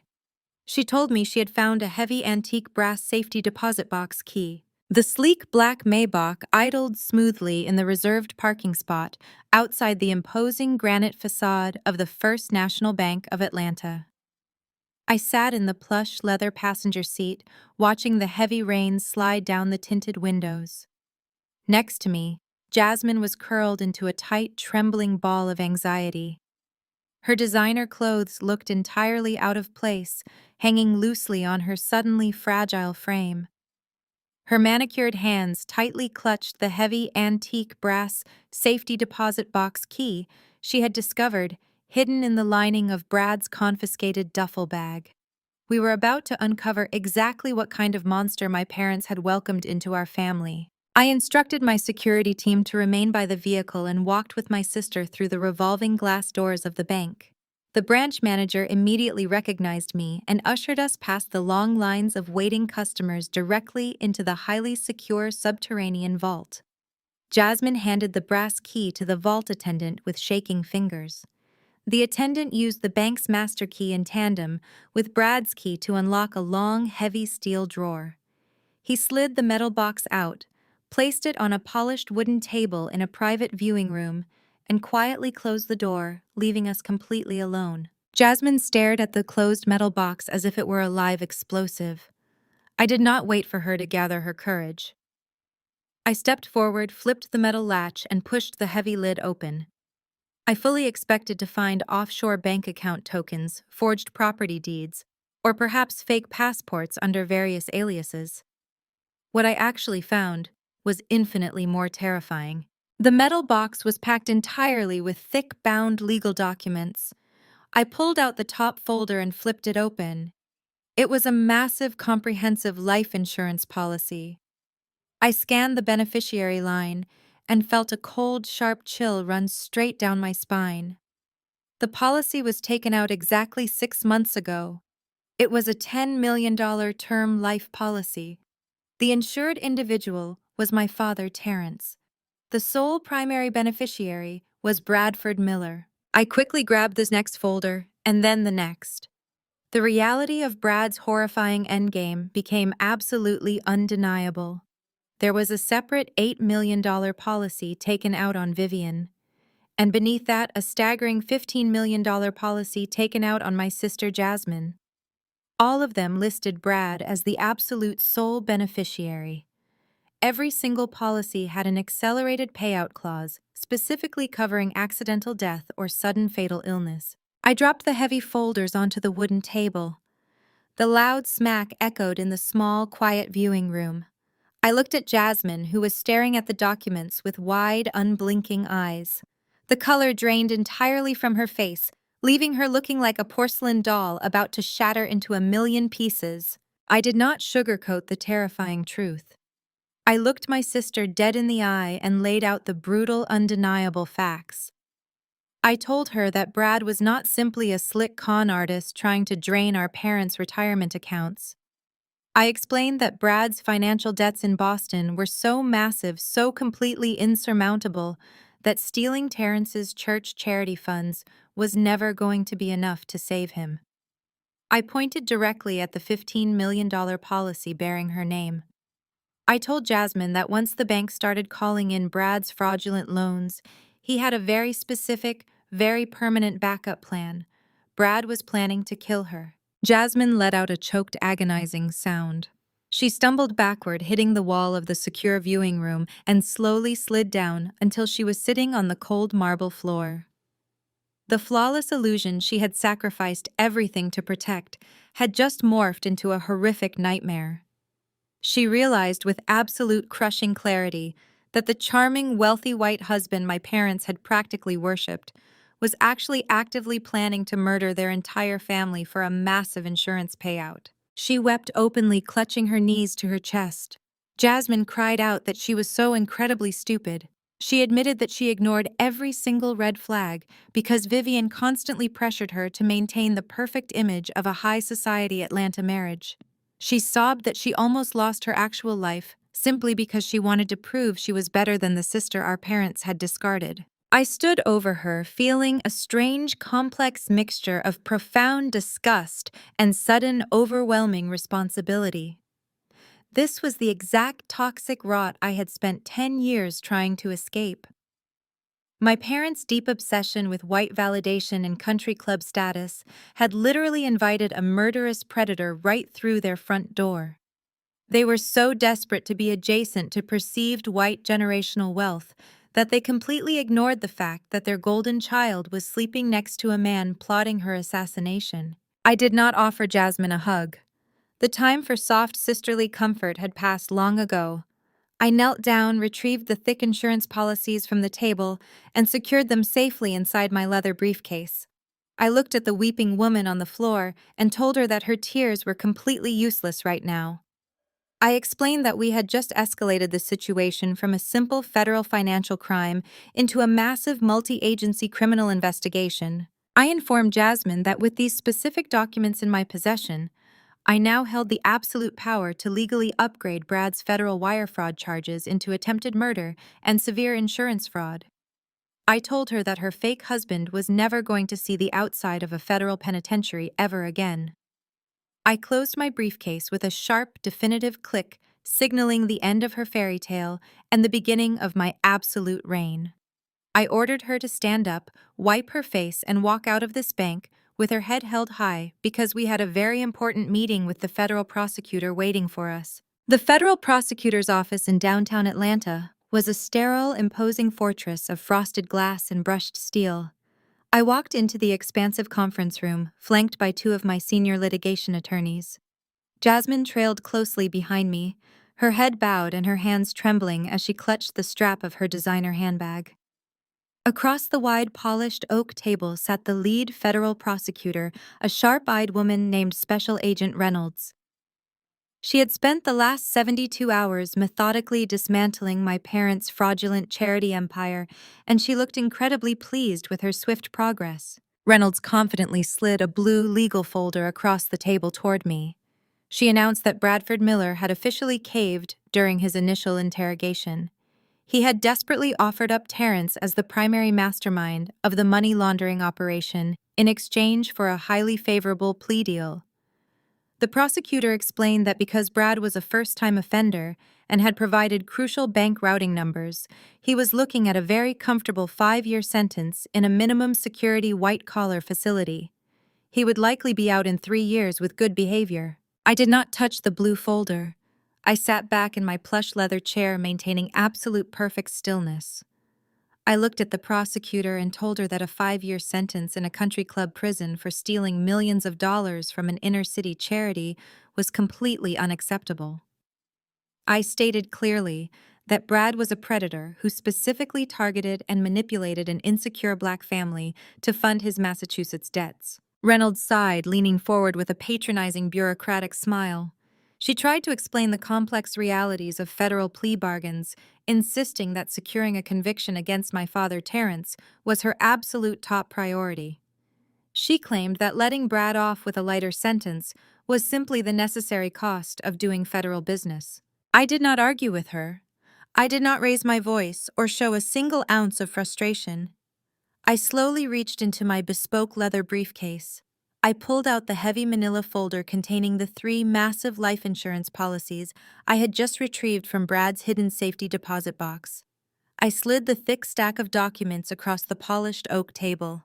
It stopped precisely in front of Special Agent Reynolds. I watched the prosecutor's patronizing smile instantly vanish as she opened the folder. I calmly narrated exactly what she was reading.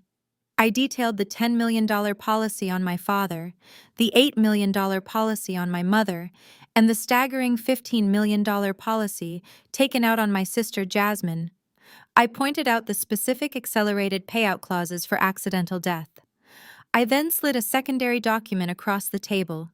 It was a digital forensic report my team had compiled overnight. The report showed Brad's recent internet search history retrieved from his confiscated laptop. He had been extensively researching untraceable poisons, lethal dosages of common prescription medications, and the specific response times of emergency services in my parents' wealthy suburban zip code. I told the federal prosecutor that she was no longer negotiating a simple financial plea deal for a white-collar con artist. I informed her that she was currently holding absolute, irrefutable proof of massive insurance fraud and a highly premeditated triple homicide plot. I demanded she tear up the 5-year plea agreement immediately. I insisted she upgrade Brad's charges to attempted murder and ensure he never saw the outside of a maximum security federal penitentiary ever again. Reynolds stared at the horrifying documents, her face completely pale. The sheer magnitude of Brad's monstrous endgame was undeniable. She slowly closed the folder, her hands shaking slightly. She looked at me with profound, newfound respect. She picked up the blue folder containing the original 5-year plea deal and tore it straight down the middle, throwing the pieces into the trash can beside her desk. She promised me that Bradford Miller would be facing a mandatory minimum of 25 years without any possibility of early parole. As we walked out of the federal building and stepped into the blistering afternoon heat, Jasmine finally broke her silence. She had watched the entire brutal negotiation without saying a single word. Now she stopped on the concrete steps, completely ignoring the busy crowds of lawyers and government employees rushing past us. She looked at me with red-rimmed, exhausted eyes. The heavy layers of her fake high society persona had been completely burned away, leaving only a deeply broken, terrified woman behind. Jasmine admitted that she had always hated me. She confessed that her vicious cruelty at the wedding and her relentless bullying throughout our entire childhood was never actually about my physical appearance or my decision to drop out of Spelman. She choked back a sob and revealed the ugly, honest truth. She hated me because I was smart enough and brave enough to see straight through our parents' toxic, fraudulent facade.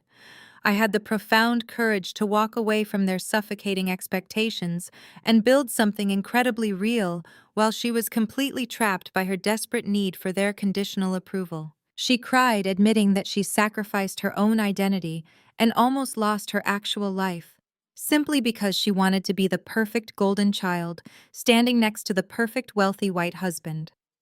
She told me she was deeply, intensely envious of my absolute freedom. I looked at my younger sister standing broken on the courthouse steps. I did not offer her a comforting hug or a sympathetic smile.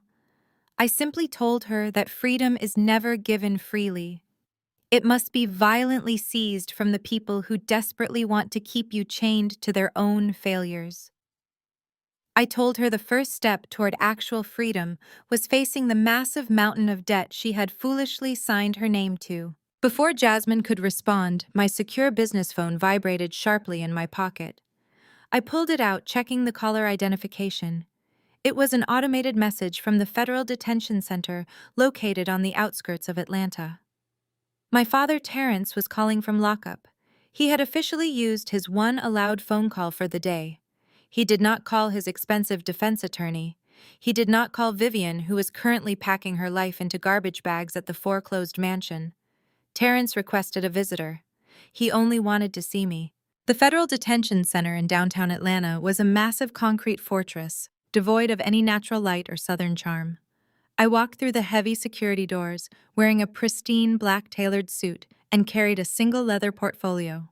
The fluorescent lights buzzed overhead, casting a sickly yellow glow on the sterile white walls.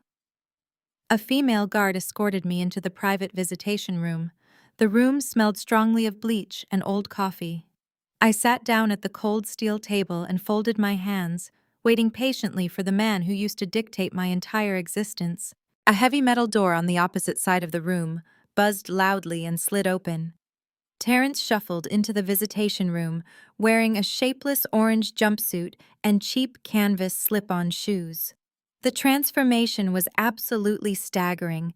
My father had spent his entire adult life meticulously curating his image as a wealthy, untouchable pillar of the Atlanta elite community. Now the expensive haircuts and luxury colognes were gone. He looked incredibly old and deeply exhausted. His posture was slumped, and his shoulders sagged under the heavy weight of his impending federal prison sentence. He sat down heavily in the metal chair across from me. He looked at my designer suit and my perfectly styled hair. I fully expected him to drop his head and finally offer a genuine apology for stealing my inheritance and sacrificing my mental health to protect a white con artist. I thought the stark, terrifying reality of federal lockup might have finally broken his massive ego. But I was completely wrong. Toxic narcissism does not simply evaporate behind steel bars. Terrence leaned forward and placed his chained hands on the metal table. He did not ask how I was doing. He did not express any remorse for funding a man who took out a massive life insurance policy on his own daughter. Instead, his face twisted into a familiar mask of arrogant condescension. He looked me directly in the eye and aggressively demanded to know why my corporate lawyers had not yet arranged for his bail. He lowered his voice to a harsh whisper and scolded me as if I were a disobedient child interrupting a church service. Terrence angrily declared that I had completely humiliated him in front of his entire country club. He insisted that a loyal daughter would have used her private equity firm to save the family quietly. He firmly believed that preserving our fake image of flawless black excellence was far more important than stopping a violent criminal from murdering his youngest child. I sat perfectly still, listening to his delusional rant. I did not raise my voice, and I did not shed a single tear. Any anger or childhood resentment I held toward this man vanished in that exact moment. It was entirely replaced by a profound, overwhelming sense of pity. I looked at the man who gave me life and realized he was completely hollow inside. He was so intensely obsessed with how wealthy people perceived him that he had entirely lost his own humanity. I did not argue with him or attempt to defend my actions. There was no point in trying to reason with a man who prioritized a country club membership over the actual lives of his own children. I slowly unzipped my leather portfolio. I pulled out a single legal document printed on thick, heavy paper. I slid it across the cold steel table.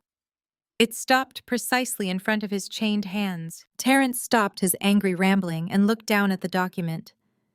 He frowned and asked if it was a legal strategy from my corporate team to transfer his frozen assets into a hidden offshore account. I looked him dead in the eye and shattered his final delusion. I told him that my legal team was not representing him, and I would never spend a single penny of my wealth to save a man who gladly threw me away. I explained that the paper in front of him was a total severance of our familial relationship. I had my attorneys draft a formal cessation of all parental rights and obligations. I was legally ensuring that he could never claim me as his kin ever again. Terrence stared at the document, his mouth opening and closing in sheer disbelief.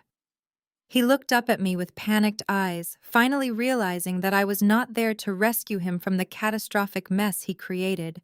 I was simply there to permanently close the door on our relationship. He began to stammer out a desperate plea, claiming that we shared the same blood and I owed him my respect. I stood up from the metal chair and looked down at him with absolute chilling calmness. I told him that respect is earned through honesty and love, not through manipulation and theft. I told him he chose his legacy the night he drained my grandmother's trust fund to impress a racist fraud.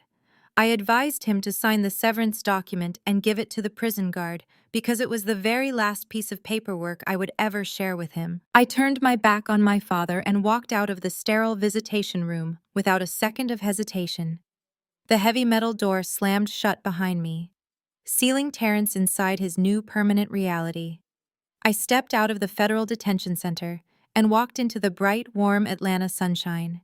The chain that had dragged me down for my entire life was finally broken. I walked toward my waiting vehicle. Just as my driver opened the car door, my phone buzzed aggressively in my pocket. The screen showed an urgent security alert. The message stated that my mother, Vivian, had just shown up completely unannounced at the massive corporate headquarters of Obsidian Capital. The notification warned that she was causing a massive scene in the main glass lobby, aggressively demanding to see the chief executive officer immediately. I walked through the revolving glass doors of my corporate headquarters with my security team close behind me. The polished marble lobby of Obsidian Capital was usually a sanctuary of quiet professional efficiency, but today the serene atmosphere was completely shattered. My mother, Vivian, was standing aggressively over the curved reception desk. She looked absolutely haggard and entirely unrecognizable from the pristine high society matriarch she pretended to be just a few short weeks ago. Her expensive designer clothes were permanently replaced by a wrinkled linen blouse and cheap slacks. She was not wearing her custom lace front wig. Instead, her natural hair was tied back in a messy, uneven bun. Vivian slammed her bare hands flat against the pristine glass desk. She shouted at my terrified receptionist demanding immediate access to the top floor. She yelled that she was the mother of the chief executive officer and she did not need an appointment to see the daughter she carried in her own womb. The receptionist nervously picked up the phone to call building security, but I signaled for her to put it down. I stepped out of the shadow of the entryway and walked slowly forward. I walked across the vast lobby floor. The sharp click of my designer heels echoed loudly against the marble, instantly drawing my mother's frantic attention. Vivian spun around and locked her desperate bloodshot eyes on me. For a fraction of a second, she tried to stand up straight and project her old, familiar dominance. She tried to summon the haughty, arrogant glare she had used to terrorize me throughout my entire childhood, but she simply did not have the power anymore. She was a broken, destitute woman standing in the middle of an empire she had never built. She rushed toward me, but my security guards immediately stepped forward, blocking her path. Vivian stopped short, pointing a shaking finger directly at my face. She demanded that I instruct my guards to step aside. She yelled that she was my mother and commanded absolute respect. I looked at her with total clinical indifference. I told her that respect is a currency she officially ran out of the night she tried to sacrifice my sister to a federal prosecutor just to save her country club membership. Vivian ignored my brutal honesty and immediately launched into a hysterical rant. She completely bypassed any sort of maternal apology and went straight to demanding financial compensation. She shrieked that she was currently living in a cheap, filthy apartment complex on the wrong side of Atlanta. She yelled that she had to sell her wedding ring just to afford basic groceries because the government had seized every single bank account associated with my father's fraudulent church charity. Then she delivered the most insanely delusional demand I had ever heard. Vivian looked around my massive corporate lobby and loudly declared that she was owed a significant percentage of my firm. She aggressively claimed that she gave birth to me, clothed me, and fed me. She yelled that my entire existence was solely thanks to her maternal sacrifice, and therefore she was legally and morally entitled to a massive cut of my corporate profits to fund her retirement. She demanded a check for $5 million and a luxury condominium in Buckhead, insisting it was the absolute least I could do to repay her for raising me. I stood perfectly still, letting her pathetic, greedy demands hang heavily in the chilled air of the expansive lobby right now. Several of my corporate employees had stopped walking and were openly staring at the psychotic woman screaming at their boss. I did not feel a single ounce of embarrassment. I wanted them to see exactly what kind of monster I had successfully defeated. I looked my mother dead in the eye and completely dismantled her delusional maternal entitlement. I kept my voice incredibly calm, delivering each word with lethal precision. I told Vivian that giving birth is a biological function, not a blank check for lifelong financial extortion. I reminded her of the endless times she mocked me. I reminded her how she looked me directly in the face and called me an ugly, embarrassing failure, simply because I refused to conform to her toxic, shallow obsession with wealthy, white validation. I reminded her of my 19th birthday. I reminded her how she refused to attend my small celebration because she was too busy hosting a lavish welcome dinner for Brad's racist parents. I reminded her how she forced me to sit next to the foul-smelling kitchen trash cans at Jasmine's wedding because my very presence threatened her fragile, desperate illusion of Black excellence today. I told her she never prioritized love or family. She only prioritized status designer handbags and the fleeting approval of wealthy church gossips who secretly laughed behind her back. Vivian began to weep, loud gasping sobs that echoed through the lobby.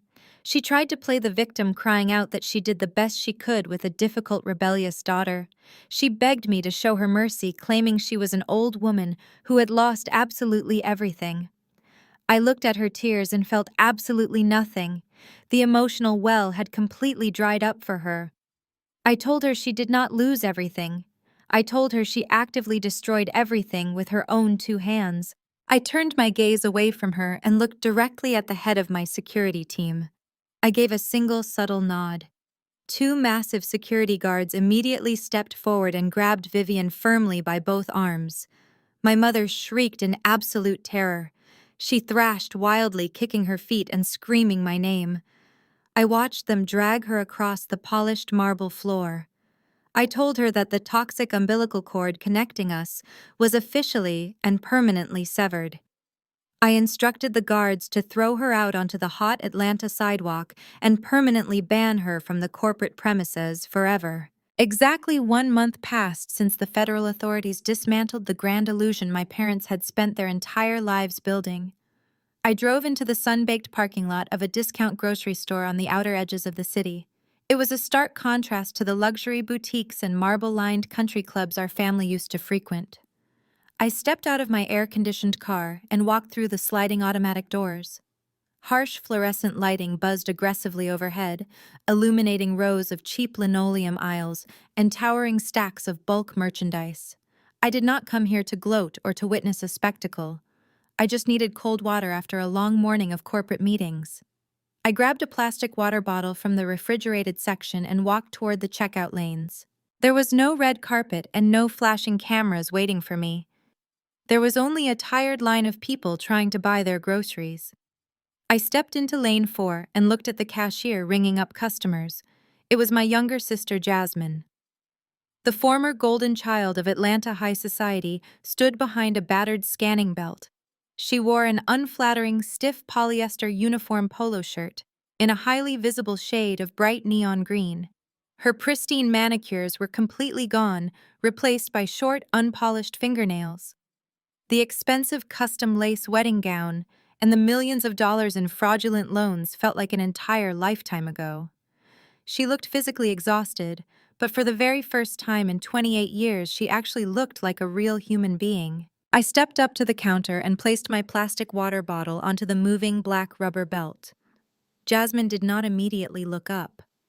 She mechanically grabbed the bottle, scanned the barcode, and recited the total price in a monotone voice. Then she raised her eyes and completely froze. She recognized my tailored designer suit before she even processed my face. We stood there separated by a cheap plastic grocery divider and a lifetime of profound toxic resentment. I waited for the inevitable reaction.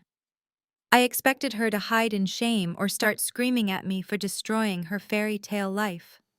I braced myself for the bitter accusations and the desperate demands for financial rescue that our mother Vivian had aggressively tried to extort from me. Jasmine did not do any of those things. She did not beg me to pay off her mounting legal debts. She did not ask me to wire her $1 million to rescue her from this minimum wage reality.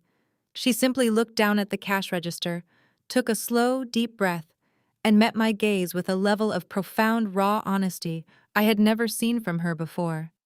She processed my payment, handed me my receipt, and then she offered something entirely unexpected. Jasmine sincerely apologized to me. She kept her voice incredibly quiet, ensuring the customers in the next lane could not hear our private conversation. She told me that I was absolutely right about everything I had said in that corporate boardroom. She admitted with a breaking voice that she was nothing but an empty, shallow shell of a person for her entire adult life. She confessed that she had spent decades blindly following our mother's twisted playbook, desperately chasing the validation of a racist high society that never actually cared about her. She acknowledged how viciously cruel she had been to me when I was struggling to build my private equity firm. She told me she was deeply ashamed of the woman she became just to keep up a fake, flawless image. I stood quietly holding my receipt and listening to my sister finally take absolute accountability for her own toxic actions. She told me that the federal authorities had stripped her of every single fraudulent asset Brad had illegally purchased. She was living in a tiny studio apartment and taking the public bus to work every single morning at 5. But then Jasmine stood up a little straighter behind the register. She looked at her ugly neon green uniform and told me that despite the physical exhaustion, she was finally learning how to actually work. She was learning the true value of a single dollar earned through honest manual labor instead of theft and manipulation. She said she was finally building a life that actually belonged to her. I looked at Jasmine and realized the federal collapse of our family was the greatest gift she could have ever received. The massive, devastating fire had burned away all the fake societal rot and left behind a clean foundation. I did not offer her a warm, comforting hug. I certainly did not offer to hand her $1 million check to magically fix her temporary discomfort. Buying her way out of the struggle would only reinforce the exact same toxic dependency our parents had weaponized against her. Instead, I reached into my leather tote bag and pulled out a simple manila folder. I slid the folder slowly across the scratched laminate counter, stopping it right next to the cash register scanner. I told her to open it when her shift ended. Inside that folder was an official admissions application for a rigorous finance and accounting program at the local community college. Tucked neatly behind the application was a certified cashier's check cut for the exact precise amount of a single semester's tuition and absolutely nothing more. I looked my sister dead in the eye and delivered my final mandate. I told her to take the classes, learn how real wealth is actually structured, and earn her success this time. Jasmine stared down at the manila folder. She did not complain about starting at a community college. She did not ask for a larger check. Genuine hot tears spilled over her eyelashes and rolled down her cheeks. She wiped them away and gave me a firm, determined nod. She was finally taking the first real step toward true independence. 6 months passed since the devastating collapse of my parents' manufactured dynasty. The sweltering Atlanta summer gave way to a crisp, biting winter, but the chill in the air was nothing compared to the cold reality facing the men who tried to destroy me. Bradford Miller was currently sitting in a maximum security federal penitentiary in Florence, Colorado. His carefully crafted persona as a wealthy Boston trust fund heir was completely stripped away, leaving behind a terrified, hollow shell of a man. The federal prosecutors ensured his 25-year sentence offered absolutely no possibility of early parole. He spent his days scrubbing cafeteria floors, a harsh demotion from the luxury suites he used to con his way into. Terrence was incarcerated slightly closer to home at the Federal Correctional Institution in Jessup, Georgia. The former patriarch who once commanded megachurch congregations and dictated the social hierarchy of elite Black Atlanta was now just another inmate wearing a standard-issue orange jumpsuit. His expensive tailored suits and gold watches were seized and sold at government auctions. He tried to organize the other inmates into a hierarchy, but his arrogant demands only earned him complete isolation. He spent his recreation time pacing the concrete yard, completely ignored by the men around him. He finally achieved the absolute total separation from his community that he always thought made him superior. Vivian experienced a much different kind of prison. My mother did not end up behind iron bars, but she was firmly trapped in a social purgatory of her own making. The federal government seized every hidden bank account and liquidated her luxury assets to pay back the embezzled charity funds. Left with absolutely nothing, she was forced to take a minimum wage job as a hospitality attendant at a mid-tier hotel near the airport. One Tuesday afternoon, she was assigned to clean the lobby restrooms. As she pushed her heavy plastic janitorial cart out of the service elevator, she locked eyes with a woman walking past the concierge desk. It was the wife of the prominent bishop, the very same woman Vivian used to sip imported champagne with at the country club. My mother froze instinctively, reaching up to smooth her cheap uniform collar, desperate for a flicker of recognition or sympathy. The bishop's wife looked directly at Vivian, staring right through her, as if she were completely invisible. She turned her head and kept walking without breaking her stride. Vivian was entirely erased from the high society she worshipped. She was forced to realize that her wealthy friends never actually cared about her. They only cared about the illusion of perfection she provided, and the second it shattered, she became completely disposable. Jasmine honored the silent agreement we made at the grocery store. She did not call me begging for favors, and she did not try to exploit our fragile connection.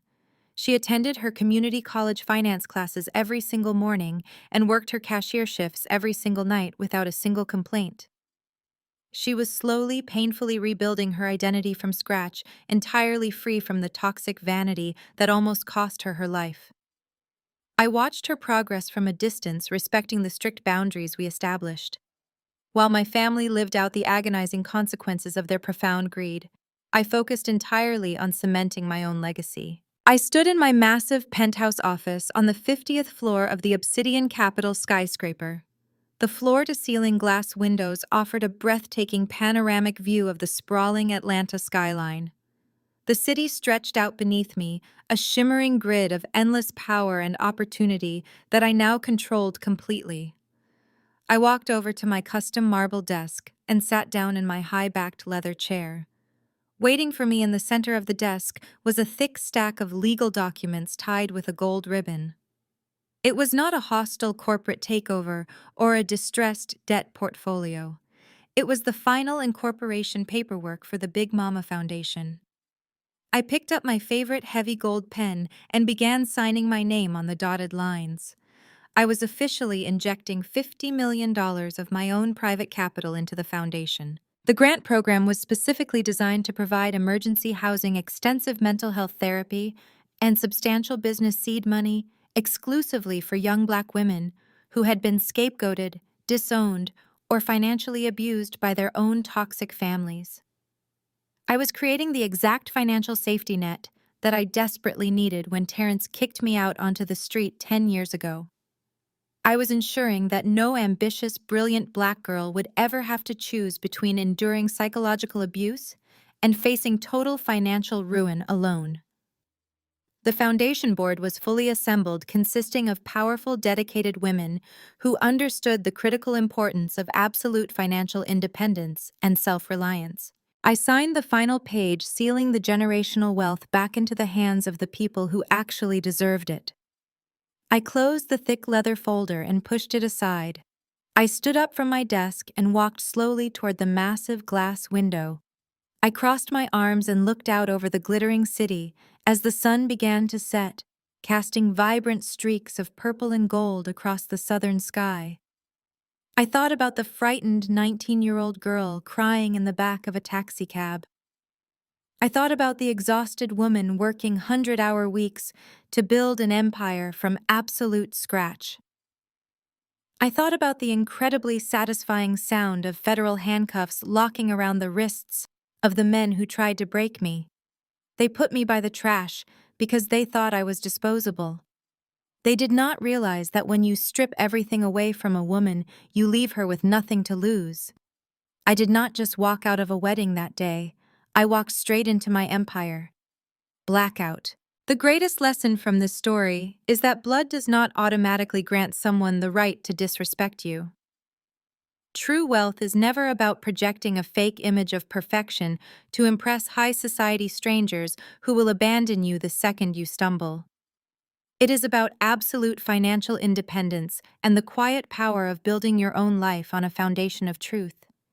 You must have the courage to walk away from toxic family members who view you as disposable.